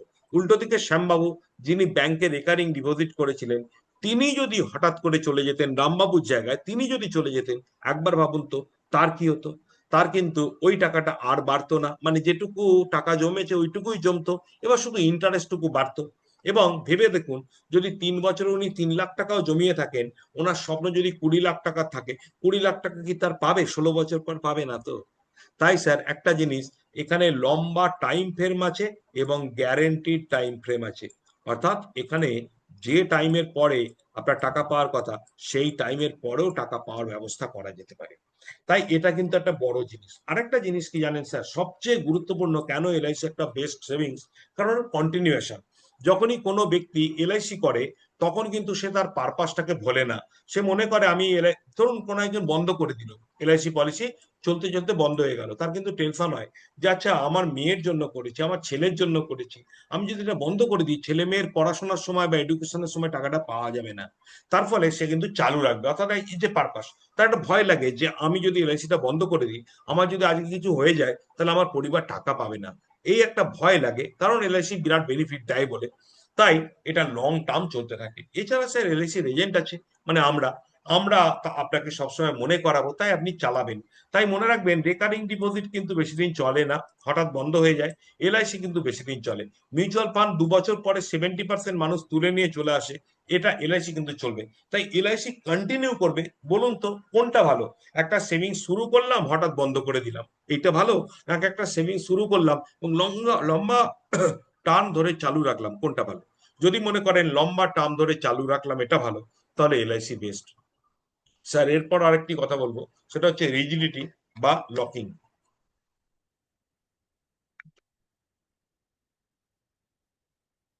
What is that thing? Sir LIC কে অনেকে অপছন্দ করে, কেন জানেন? যে এলআইসি 1 বছরের আগে টাকা তোলা যায় না। যদিও আপনি অপছন্দ করলে 1 মাস আপনি টাইম পাবেন, আজকে পলিসি করার 1 মাস পর্যন্ত টাইম পাবেন, আপনি টাকা তুলতে পারবেন। তাহলে 1 মাস পর্যন্ত তুলতে পারছেন না, আর ওদিকে আর 11 মাস তুলতে পারছেন, মানে 1 মাস পর্যন্ত তুলতে পারছেন, 1 মাস থেকে 11 মাস তুলতে পারছেন, এইটুকুই তো। তবুও এই লকিং পিরিয়ডটা থাকার ফলে কি সুবিধা জানেন? এবং এলআইসি টাকা ফট করে তুলতে গেলে টাকাটা একটু কম পাওয়া যায়। এতে করে লাভ কি জানেন? মানুষ কিন্তু তুলতে চায় না। যদি আপনি ব্যাংকে রেকারিং করেছেন, রেকারিং ডিপোজিট করে আপনি টাকা তুলতে চাইলে অল্প একটু লস হলেও ম্যাক্সিমাম টাকা আপনি পেয়ে যাচ্ছেন। আর যখন আপনি ভাবছেন যে চলো আমি রেকারিং যখন ইচ্ছা তুলে নিতে পারি, কারণ টাকা তো প্রায় সবই পেয়ে যাব, তখন আপনি কি করবেন? রেকারিং ভাঙিয়ে নেবেন ছোটখাটো কারণে অকারণে। কিন্তু এলআইসিতে আপনি ভাঙাতে চাইবেন না, কারণ আপনার মনে হবে যে এলআইসি তো লক ইন পিরিয়ড আছে, এলআইসি তো মানে টাকা তুলতে গেলে লস হবে, তাই আপনি চালু রাখবেন। স্যার উদ্দেশ্য কোনটা? টাকাটা তুলে নেওয়া উদ্দেশ্য নাকি টাকাটা জমানো উদ্দেশ্য? কাস্টমারকে বলবেন, একটা কথা লিখে রাখুন স্যার, মানুষ সঞ্চয় করে, দুরকম মানুষ আছে। এক ধরনের মানুষ সঞ্চয় করে খরচ করার জন্য, মানে ইমিডিয়েট খরচ করার জন্য। আর এক ধরনের মানুষ আছে যারা সঞ্চয় করে সঞ্চয় করার জন্য। যেমন দেখবেন, ছাত্র দুরকম আছে। কিছু ছাত্র আছে বই সামনে খুলে ফেললো, কিন্তু বই খুললো বই পড়ার জন্য না, মোবাইল ঘাঁটার জন্য। আর কিছু ছাত্র আছে বই খুললো পড়ার জন্য। তো আপনি কোন ছাত্রকে ভালো মনে করবেন? যে বই খুলেছে পড়ার জন্য? তেমনি আপনি কোন ব্যক্তিকে ভালো মনে করবেন, যে সেভিংস করছে সেভিংস এর জন্য, নাকি সেভিংস করছে খরচ করার জন্য? স্যার আপনি যদি খরচ করার জন্য সেভিংস করতে চান, আমি বলবো এলআইসি আপনি করবেন না, আপনার করা উচিত ব্যাংকে রেকারিং ডিপোজিট, তাই কি না? আর আপনি যদি হঠাৎ ফাটকা খেলার জন্য সেভিংস করতে চান, তাহলে আপনি করুন মিউচুয়াল ফান্ড। ভয় পেলে তুলে নেবেন, কিন্তু আপনার লস হতে পারে, বাট তুলতে পারবেন। এলআইসি তুলতে পারবেন স্যার, তবুও এলআইসি বেশিরভাগ মানুষ করে কেন জানেন? কারণ এটা সঞ্চয়ের জন্য করে, পারপাস নিয়ে করে। তাই স্যার 4টে কারণ আমরা দেখলাম যে এলআইসির পারপাস অনেক স্ট্রং, এলআইসির টাইম ফ্রেম লং এবং এটাই গ্যারান্টেড, এলআইসি কন্টিনিউ করে মানুষ, এবং এলআইসির লক ইন পিরিয়ড থাকার ফলে ফট করে টাকাটা নষ্ট করে ফেলে না। তাহলে যাদের মধ্যবিত্ত পরিবার, যাদের ভবিষ্যতের জন্য টাকা সঞ্চয় করা দরকার, তাদের কোথায় করা দরকার স্যার? এলআইসিতে করা দরকার নাকি রেকারিং? রেকারিং আপনি করুন, ছোটখাটো প্রয়োজনে অল্প দিনের জন্য করুন, বাট এলআইসি করুন নিয়মিতর জন্য। আর একটা জিনিস আপনাকে আমি বলতে পারি, আপনি এবছর ইয়ারলি প্রিমিয়াম পলিসি করুন, ইয়ারলি করুন, তারপর প্রতি মাসে একটা রেকারিং করুন। ধরুন আপনি 1 লাখ টাকা বা 1 লাখ টাকা প্রিমিয়াম দিলেন এবছর, এখন দিলেন, এরপরে প্রতি মাসে আপনি 8,000 টাকার একটা রিকারিং ডিপোজিট করে দিন। 8 × 12 = 96,000 টাকা জমে যাবে, কিছু সুদ পাবেন, সেটা দিয়ে পরের বছর ইন্স্যুরেন্স প্রিমিয়াম দিয়ে দিন। দেখবেন আপনার রেকারিংও হলো, আবার আপনার এলআইসিও হলো। এটাও আপনি করতে পারেন। স্যার, এলআইসিতে এই পারপাস গুলোর জন্য এলআইসি বেশিরভাগ মানুষ সঞ্চয়ের কারণে ব্যবহার করছে। এবার যদি বলেন স্যার ইন্টারেস্ট রেট, আপনি বলুন 15-20 বছর পরে কত ইন্টারেস্ট হবে ব্যাংকে, আপনি বলতে পারবেন? স্যার, আপনি কোনো জায়গায় এরকম দেখাতে পারবেন যে বছরে যদি কেউ 1 লাখ টাকা করে রেকারিং ডিপোজিট করে, বছরের মাসে ধরুন 10,000 করে যদি কেউ রেকারিং ডিপোজিট করে, এবং সে 15 বছর ধরে 20 বছর ধরে রেকারিং ডিপোজিট করে, সে আলটিমেটলি কত পার্সেন্ট সুদ পাবে আপনি কি জানেন? স্যার, জানা নেই, কিন্তু এইটুকু জানা আছে যে আগামী দিনে সুদের হার কমতে পারে। তাই এটা নির্দিষ্ট করে বলে রাখছি যে অন্তত ব্যাংক পোস্ট অফিসের থেকে এলআইসি বেটার দেবে, এটা আপনি জেনে রাখুন। পাশাপাশি এটাও বলে রাখছি যে মিউচুয়াল ফান্ডে থেকেও এলআইসি বেটার দেবে, কেন জানেন? কারণ মিউচুয়াল ফান্ড নিষ্ঠা ভরে এক জায়গায় 16 বছর রাখলে হয়তো এলআইসির থেকে আপনি বেটার পেতে পারেন, কিন্তু এই জিনিসটা আমরা অনেকেই করতে পারি না। তাই মিউচুয়াল ফান্ডের থেকেও আখেরে বাস্তবে এলআইসি বেশি দেয়। এইটা যখন আপনি দেখাতে পারবেন, তখন কিন্তু আপনারা কমপ্লিট ভাবে এলআইসি একটা কেন বেস্ট সেভিংস সেটা দেখাতে পারবেন। বাই দ্য বাই, এই যে কথাগুলো বললাম, এই কথাগুলো শুধু এই অবজেকশন হ্যান্ডলিং এর জন্য নয় যে এলআইসি আমার দরকার নেই, এলআইসির নিড নেই। এই একই কথা আপনি নানান কারণে ব্যবহার করতে পারবেন। প্রেজেন্টেশনের সময় ব্যবহার করতে পারবেন, এলআইসি রিটার্ন কম যখন কেউ বলবে তখন ব্যবহার করতে পারবেন, বা এলআইসি করে কি লাভ, বা এলআইসি মানে থেকে মিউচুয়াল ফান্ড ভালো, তখনও এই একই কথা আপনি ব্যবহার করতে পারবেন। আপনাদের এই কথাগুলো, অর্থাৎ এই 4 ধাপের সেভিংস বেস্ট কেন, এটা কার কেমন লাগলো এখন আপনারা অবশ্যই চ্যাট বক্সে লিখুন। এবার আমি আরেকটা জিনিসের কথা বলতে চেয়েছিলাম, ইনভেস্টমেন্ট, সেটা আমি লিখছি। তো চলুন,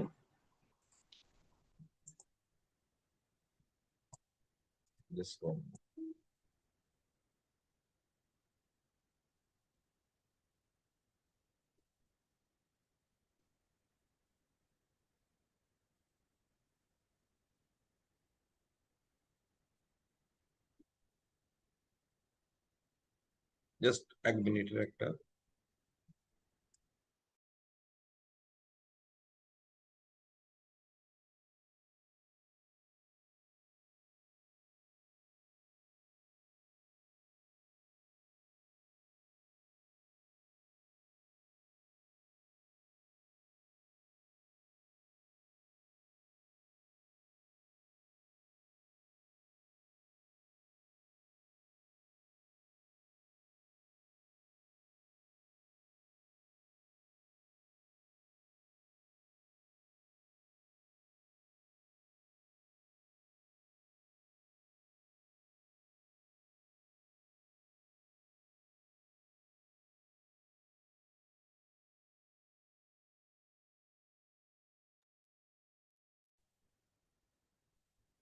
welcome back everybody. Then LIC কেন বেস্ট সেভিংস, এটা দেখলাম। এরপরে আমরা দেখবো এলআইসি কেন বেস্ট ইনভেস্টমেন্ট, এটাও দেখবো আমরা। Why rich and upper middle class people, কেন রিচ এবং আপার মিডল ক্লাসরা, এক মিনিট,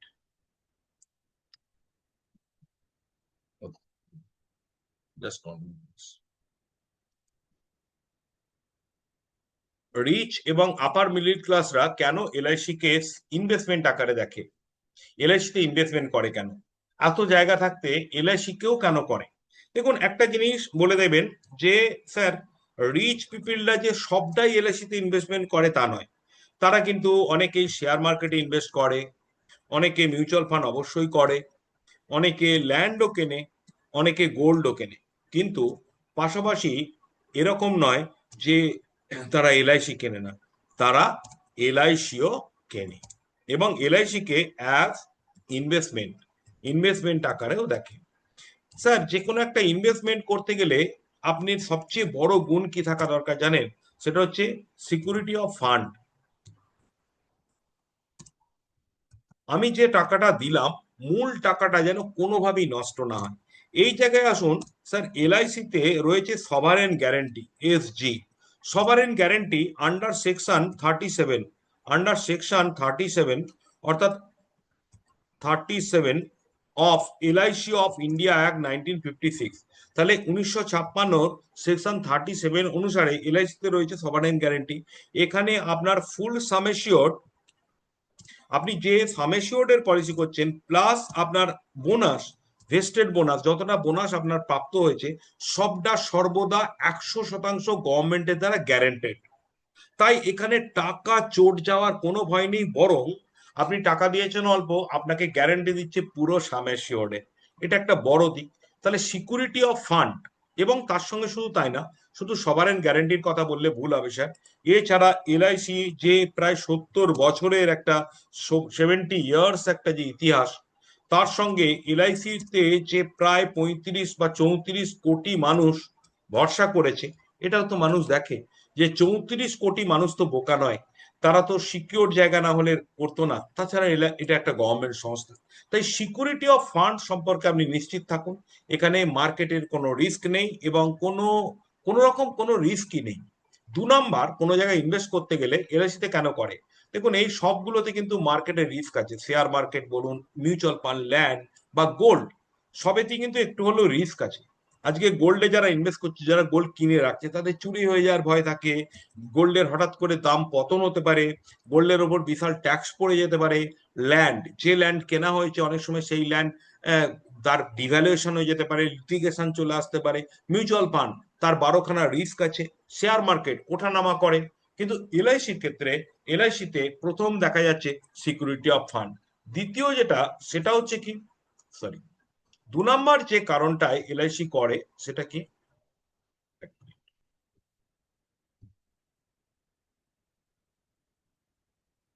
দেখুন 2 নাম্বার যে কারণে এলআইসি করে সেটা হলো যে স্ট্রং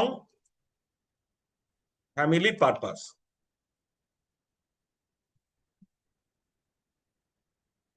আমরা যখন ইনভেস্টমেন্ট করছি, ইনভেস্টমেন্টের দুটো দুটো জায়গা থাকে। বেশিরভাগ মানুষ ইনভেস্টমেন্ট করে শুধুমাত্র ডাবল করার জন্য, টাকাটাকে ডাবল করার জন্য, বা হাই প্রফিট করার জন্য, উচ্চ প্রফিট করার জন্য। কিন্তু অনেক কম মানুষই তার ফ্যামিলির পারপাসটাকে মাথায় রেখে ইনভেস্টমেন্ট করে। তাই যখন আপনি মিউচুয়াল ফান্ড করছেন, ল্যান্ড করছেন, গোল্ড করছেন, শেয়ার মার্কেট করছেন, তখন কিন্তু আলটিমেটলি আপনি ডাবল বা ট্রিপল করার জন্য করছেন। যদিও ডাবল হবে কিনা আমাদের জানা নেই, কিন্তু পারপাসটা ডাবল ট্রিপল, অর্থাৎ বিজনেস পারপাস, যাকে বলা হচ্ছে বিজনেস পারপাস, যাকে বলা হচ্ছে বিজনেস পারপাস। কিন্তু স্যার ফ্যামিলি পারপাস, তাতে ইনভেস্টমেন্ট করা দরকার। কেন জানেন? বড় টাকা দরকার হবে ফ্যামিলিতে, সেই বড় টাকাগুলোর জন্য একটা পারপাস থাকা দরকার। সমস্ত টাকাই যদি আমি ব্যবসায় খাটাই, আমি কিছু টাকা যদি ফ্যামিলির জন্য ইনভেস্ট না করি, তাহলে তো আলটিমেটলি আমি আমার ফ্যামিলিকে একটা ভুল পথে নিয়ে যাচ্ছি, আমার দায়িত্ববোধ থেকে আমি সরে যাচ্ছি। এলআইসি কে স্ট্রং ফ্যামিলি পারপাস কেন জানেন? এলআইসি ক্ষেত্রে আপনার পারপাস ফুলফিল করে। একটা হচ্ছে উইথ লাইফ, জীবিত অবস্থায়, and also with death, after death, অর্থাৎ মৃত্যুর পরও। ক্ষেত্রেই কিন্তু আপনার ফ্যামিলি আপনাকে সাপোর্ট করে যাচ্ছে, মানে ফ্যামিলিকে আপনি সাপোর্ট করে যাচ্ছেন। এরপর 3 নাম্বার যেটা দেখা দরকার যে কোনো জায়গায় ইনভেস্টমেন্ট করতে গেলে, সেটা হচ্ছে লং জিভিটি। লং জিভিটি কি জিনিস? যে আমি স্টার্ট তো করলাম, কিন্তু আমি ফিনিশ করতে পারবো কিনা। স্টার্ট করলাম, এই কথাটা লিখে রাখুন, ফিনিশ করতে পারবো কিনা।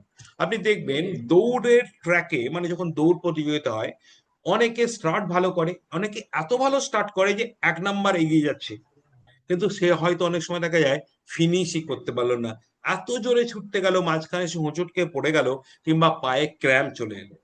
তাই স্টার্ট করা থেকেও গুরুত্বপূর্ণ ফিনিশ করা।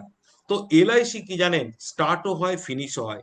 অন্যান্য জায়গায় স্টার্ট হয় কিন্তু ফিনিশের আগেই নষ্ট হয়ে যায়। তাই লংজিভিটি একটা খুব বড় জিনিস। আর একটা জিনিস দেখাবো, সেটা হচ্ছে অ্যাডেড ভ্যালু। অ্যাডেড ভ্যালু এর মানে এলআইসিতে শুধু কিন্তু আপনি শুধু টাকার বদলে টাকা পাচ্ছেন না, money for money, money for money, এটা তো পাচ্ছেনই, তার সঙ্গে আর কি পাচ্ছেন? মানি ফর মানি পাচ্ছেন, কম বেশি যাই হোক। 2 নাম্বার যেটা পাচ্ছেন সেটা হচ্ছে ফ্রি সার্ভিস পাচ্ছেন স্যার। কার থেকে? একটা এজেন্টের থেকে, সারা জীবন। আর কি পাচ্ছেন স্যার? আপনাকে একটু আগে দেখালাম গ্যারেন্টি পাচ্ছেন স্যার।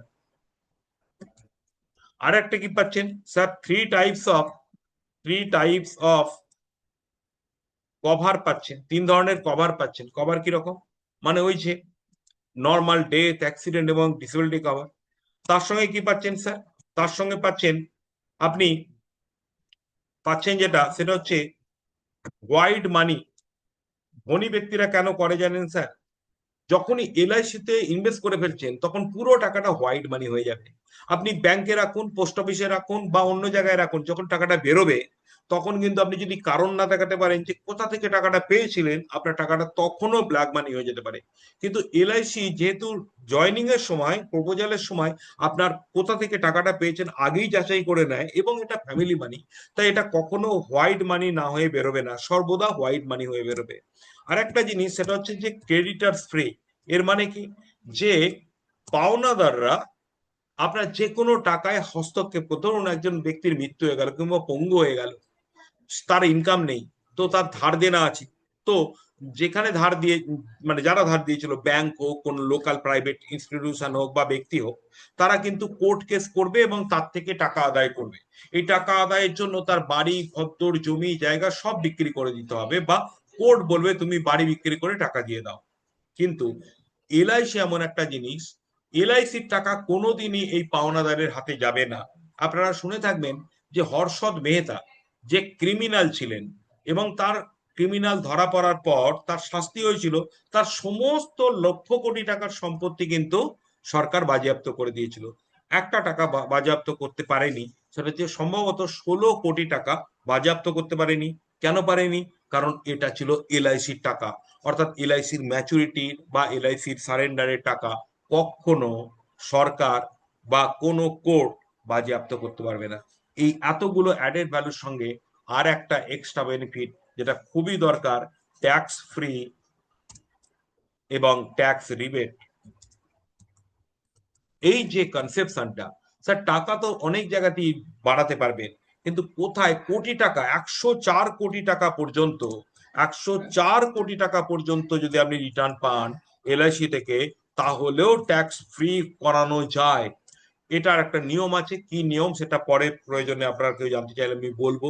বাট 104, একটা ফ্যামিলিতে 104 কোটি টাকা পর্যন্ত রিটার্ন ট্যাক্স ফ্রি করা যায়। কারণ কাস্টমার আপনাকে বলতে পারে যে 5 লাখের ওপর প্রিমিয়াম দিলে তো ট্যাক্স ফ্রি হয় না, কিন্তু স্যার করানো যায় 104 কোটি টাকা পর্যন্ত। এটা আপনাকে একটা বিরাট বেনিফিট দিচ্ছে। তাই আমরা এটা দেখে নিলাম যে এলআইসি কেন একটা বেস্ট ইনভেস্টমেন্ট, বা বেশিরভাগ মানুষ কেন এলআইসি কে একটা বেস্ট ইনভেস্টমেন্ট আকারে নিচ্ছে।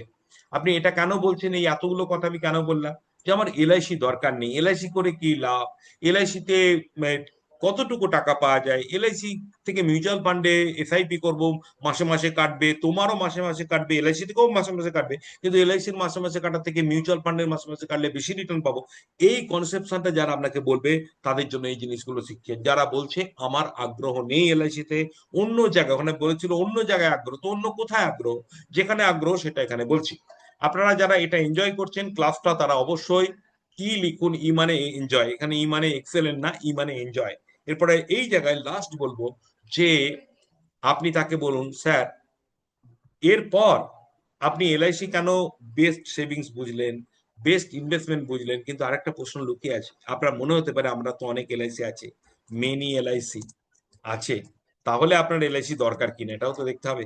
স্যার প্রথমে আপনাকে আমি থ্যাংক ইউ জানাই, থ্যাংক থ্যাংক ইউ জানাই। কেন জানাই জানেন? কেন জানাবো জানেন? কারণ আপনি একজন রেসপন্সিবল পার্সন।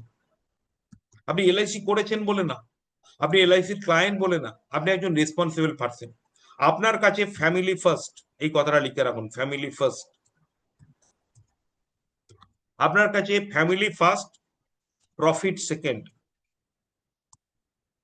এই কথাটা আপনি লিখে বিভিন্ন জনকে পাঠাতে পারেন। ফ্যামিলি ফার্স্ট লিখতে পারেন, যাদের কাছে ফ্যামিলি ফার্স্ট প্রফিট সেকেন্ড, তাদের জন্য আমার কিছু আইডিয়া আছে।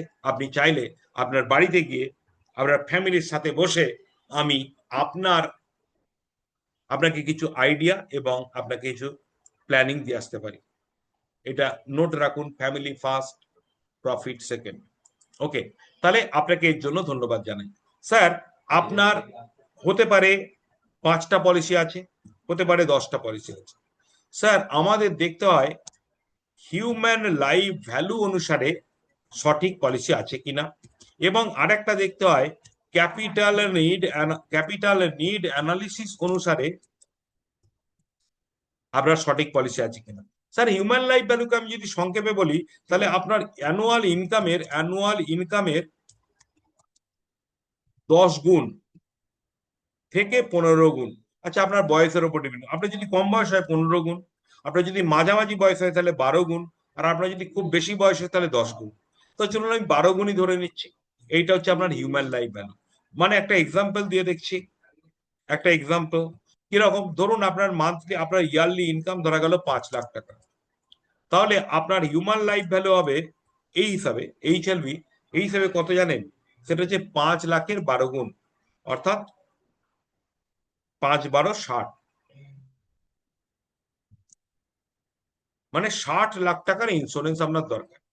আচ্ছা স্যার, আপনি যদি ধনী ব্যক্তি হন, আপনার হিউম্যান লাইফ ভ্যালু একটু আলাদা। ধনী ব্যক্তিদের ক্ষেত্রে ফর রিচ পারসন HLV-টা কি হবে জানেন? HLV এটা কিভাবে ক্যালকুলেশন করা হয়?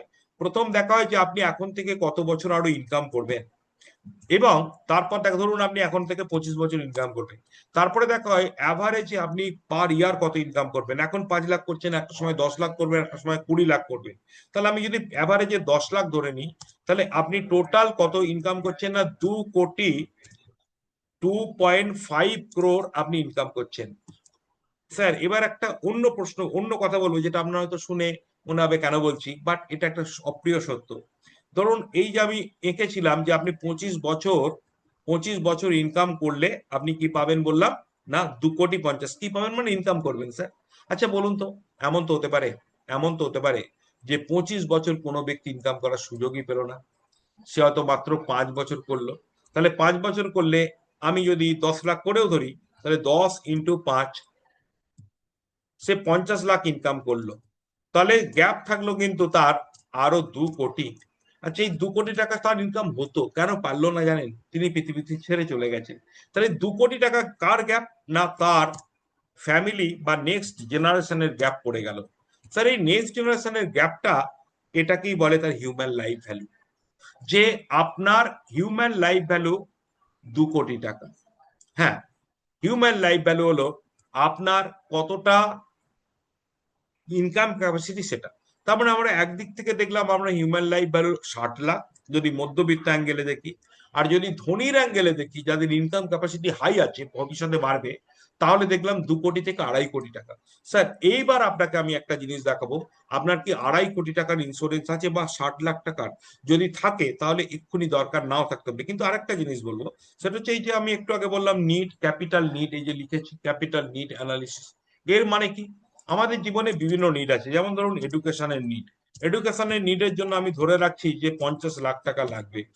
আমি ধরে নিচ্ছি ছেলে মেয়েদের বিবাহের জন্য আমি ধরে রাখছি 30 লাখ টাকা লাগবে আগামী দিনে। স্যার আমি ধরে রাখছি ছেলে মেয়েদের ব্যবসা করার জন্য, বিজনেস ক্যাপিটালের জন্য আপনি আরো 50 লাখ টাকা রাখতে চাইছেন। স্যার আপনার নিজের বৃদ্ধ বয়সের জন্য, অর্থাৎ রিটায়ারমেন্ট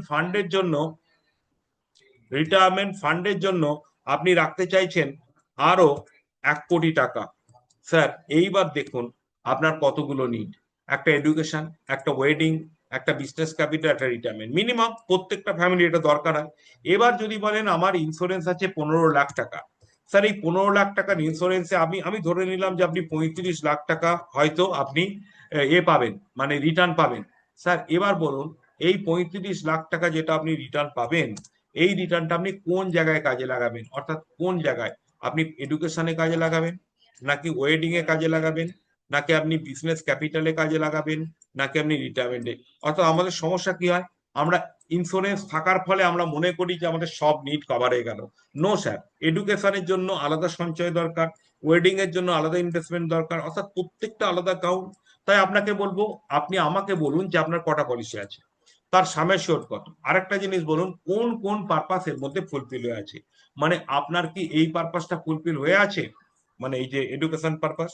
স্যার আপনার কি ওয়েডিং পারপাস ফুলফিল হয়ে আছে? স্যার আপনার কি বিজনেস ক্যাপিটাল পারপাস হয়ে আছে?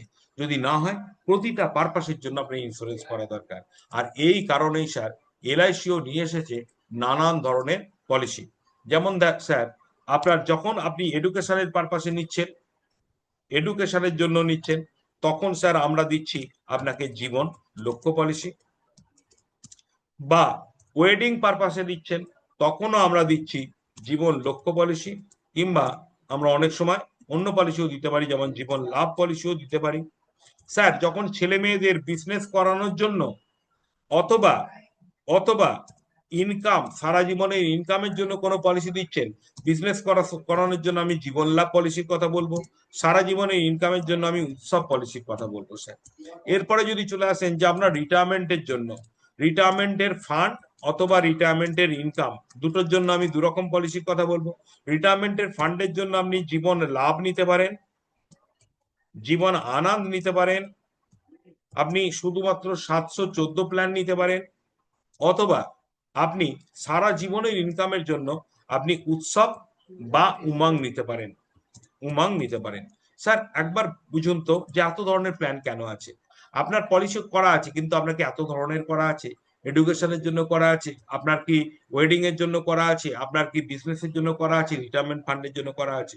যেটা নেই স্যার সেটার জন্য আমি কথা বলতে চাই আপনার কাছে। তাহলে আপনি এবার বুঝতে পেরেছেন যার ইন্স্যুরেন্স নেই তাকে আপনি কিভাবে দেখাবেন। এই অংশটা পর্যন্ত আপনাদের কেমন লাগলো বলুন। এরপর আমি একটা লাস্ট অংশ 2-3 মিনিট বলবো, কারণ ওটা ছোট্ট অংশ, বলে আমি আজকের যে মার্চ মাসের জন্য স্পেশাল এই সময়ের কমন অবজেকশন যেগুলো আসে সেগুলো হ্যান্ডেল করে দিলাম, যাতে করে আপনি অনেক বেশি ব্যক্তি ছোট ছোট অবজেকশন গুলোকে কাটিয়ে অনেক বেশি ব্যক্তির কাছে পলিসির জন্য অ্যাপ্রোচ করতে পারেন। দেখুন এই সময়টা অ্যাপ্রোচের সময়, এই সময়টা প্রেজেন্টেশনের সময়। তাই আপনাকে গতকালও আমি ক্লোজের ট্রেনিং দিয়েছি, এবং গতকাল ক্লোজের ট্রেনিং এ ক্লোজের সময় যে প্রবলেমগুলো বাস্তবমুখী সমাধান দিয়েছি। এরপরে আমি যে বিষয়ে অবজেকশন হ্যান্ডেলিং করব সেটা হচ্ছে যখন কেউ বলছে আমার ইতিমধ্যে একজন এলআইসি এজেন্ট আছে, বা আমার বর্তমান এজেন্টের থেকে আমি খুব সন্তুষ্ট, আমার নতুন এজেন্টের প্রয়োজন নেই, এটা যখন বলবে তখন আপনি কি বলবেন? দেখুন এটা যখন বলবে তখন আপনি কি বলবেন? আচ্ছা এখনো পর্যন্ত কেমন লাগলো? আপনারা ট্রেনিং এর রেটিং করতে থাকুন, because it is a very good thing. আপনারা যখন লিখবেন তখন আমার কি ভালো লাগে জানেন? তখন আমার ভালো লাগে যে আপনারা শুনছেন। ওকে, এরপরে রেটিং করতে থাকুন আপনারা ট্রেনিং এর। আগের যে ই লিখেছেন ওটা তো অন্য পারপাসে, এবার যদি আপনি ই পি বা পুয়ার যদি হয় পি, ভেরি গুড হলে ভিজি লিখবেন।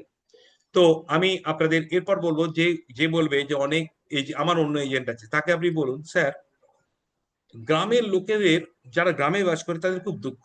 কেন দুঃখ জানেন? যে তাদের গ্রামে একটু মানে বাজারে একটাই মিষ্টির দোকান, একটাই কাপড়ের দোকান, একটাই জুতোর দোকান।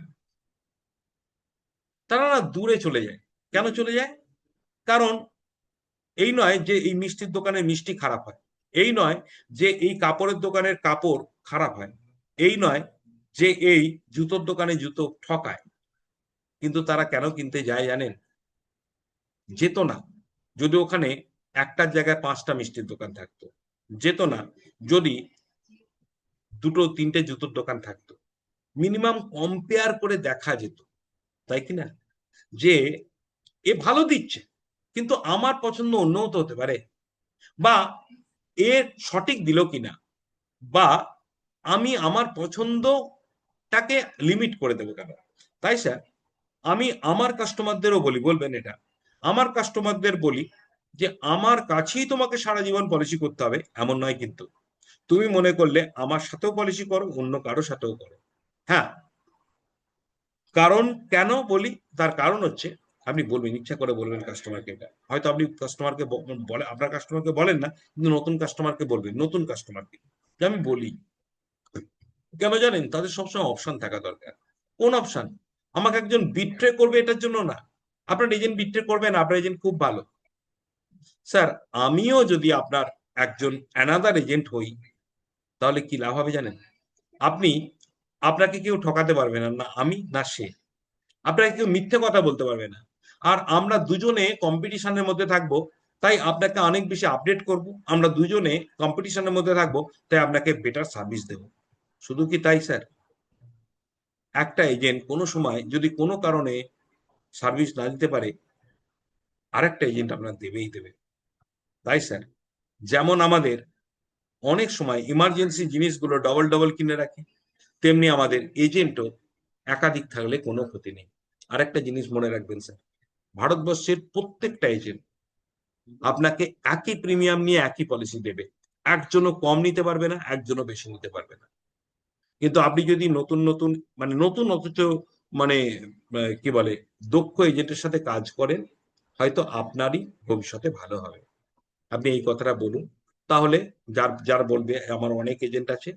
আর লাস্টলি আরেকটা কথা বলবেন স্যার, আমি আগেও বলেছি আবারও বলছি, আমার কাছে কথা বলা মানে আপনাকে এলআইসি করতেই হবে এরকম কোনো বাধ্যবাধকতা নেই। আপনি এলআইসি তার কাছেই করুন, বাট আমার সাথে কথাটা শুনুন, এইটুকু তো সময় দিতে পারেন। মনে রাখবেন, আপনাদের বলছি, মানে আমার সদস্যদের বলছি, যে আপনি বলবেন স্যার আপনি যদি বলে আমি যদি বলেই দিই ওর কাছে পলিসি করুন আমার থেকে শুনুন, তাহলে আমি কেন যাবো তার কাছে? এটা ঘটনা শুনে রাখুন। আপনাকে যদি এন্ট্রি দেয়, আপনি যদি 10 মিনিট কথা বলতে পারেন, এত সুন্দর কথা বলতে পারেন যেটা আমি শেখাচ্ছি বা আপনি জানেন, কি হবে জানেন? ধরুন আমরা কোন ডাক্তারের ধরুন কোন একটা ডাক্তার দেখালাম, সেই ডাক্তারের ওষুধ কার থেকে কিনি? দেখবেন সেই ডাক্তারের পাশের দোকান থেকেই কিনি, কিংবা সেই ডাক্তার যেখানে বসে সেই দোকান থেকে কিনি। তাই যখন আপনি তার উপর ডাক্তারিটা করে ফেলবেন না, তখন ওষুধও আপনার কাছ থেকে কিনবে, অন্যের কাছে কিনবে না। এইটা মাথায় রাখুন। এই নিয়ে পরে আবার চর্চা হবে। তো আশা রাখি আজকের ক্লাস আপনাদের ভালো লেগেছে। আপনাদের মাইক্রোফোন অন করে দিচ্ছি। আমাদের আজকের ক্লাসটা একটু আগে শুরু হয়েছে, তাই আধ 1.5 ঘন্টা হয়েও গেছে। তো আপনাদের মাইক্রোফোন খুলে দিচ্ছি, অন করে দিচ্ছি, আপনারা কাইন্ডলি মাইক্রোফোন অন করে নিন। এবং চলুন আজকের মতো আপনাদের এই ট্রেনিং কেমন লাগলো মুখে একবার বলুন, কারণ আপনারা তো লিখেছেন, অনেকে অনেকে লেখেননি। কি আজকে মাইক্রোফোন খোলা যাচ্ছে? হ্যাঁ স্যার। ওকে। কি আমরা আজকে যে টপিক গুলো আলোচনা করলাম এগুলোই তো মার্চে এখন খুব দরকার নাকি? হ্যাঁ হ্যাঁ স্যার। স্যার।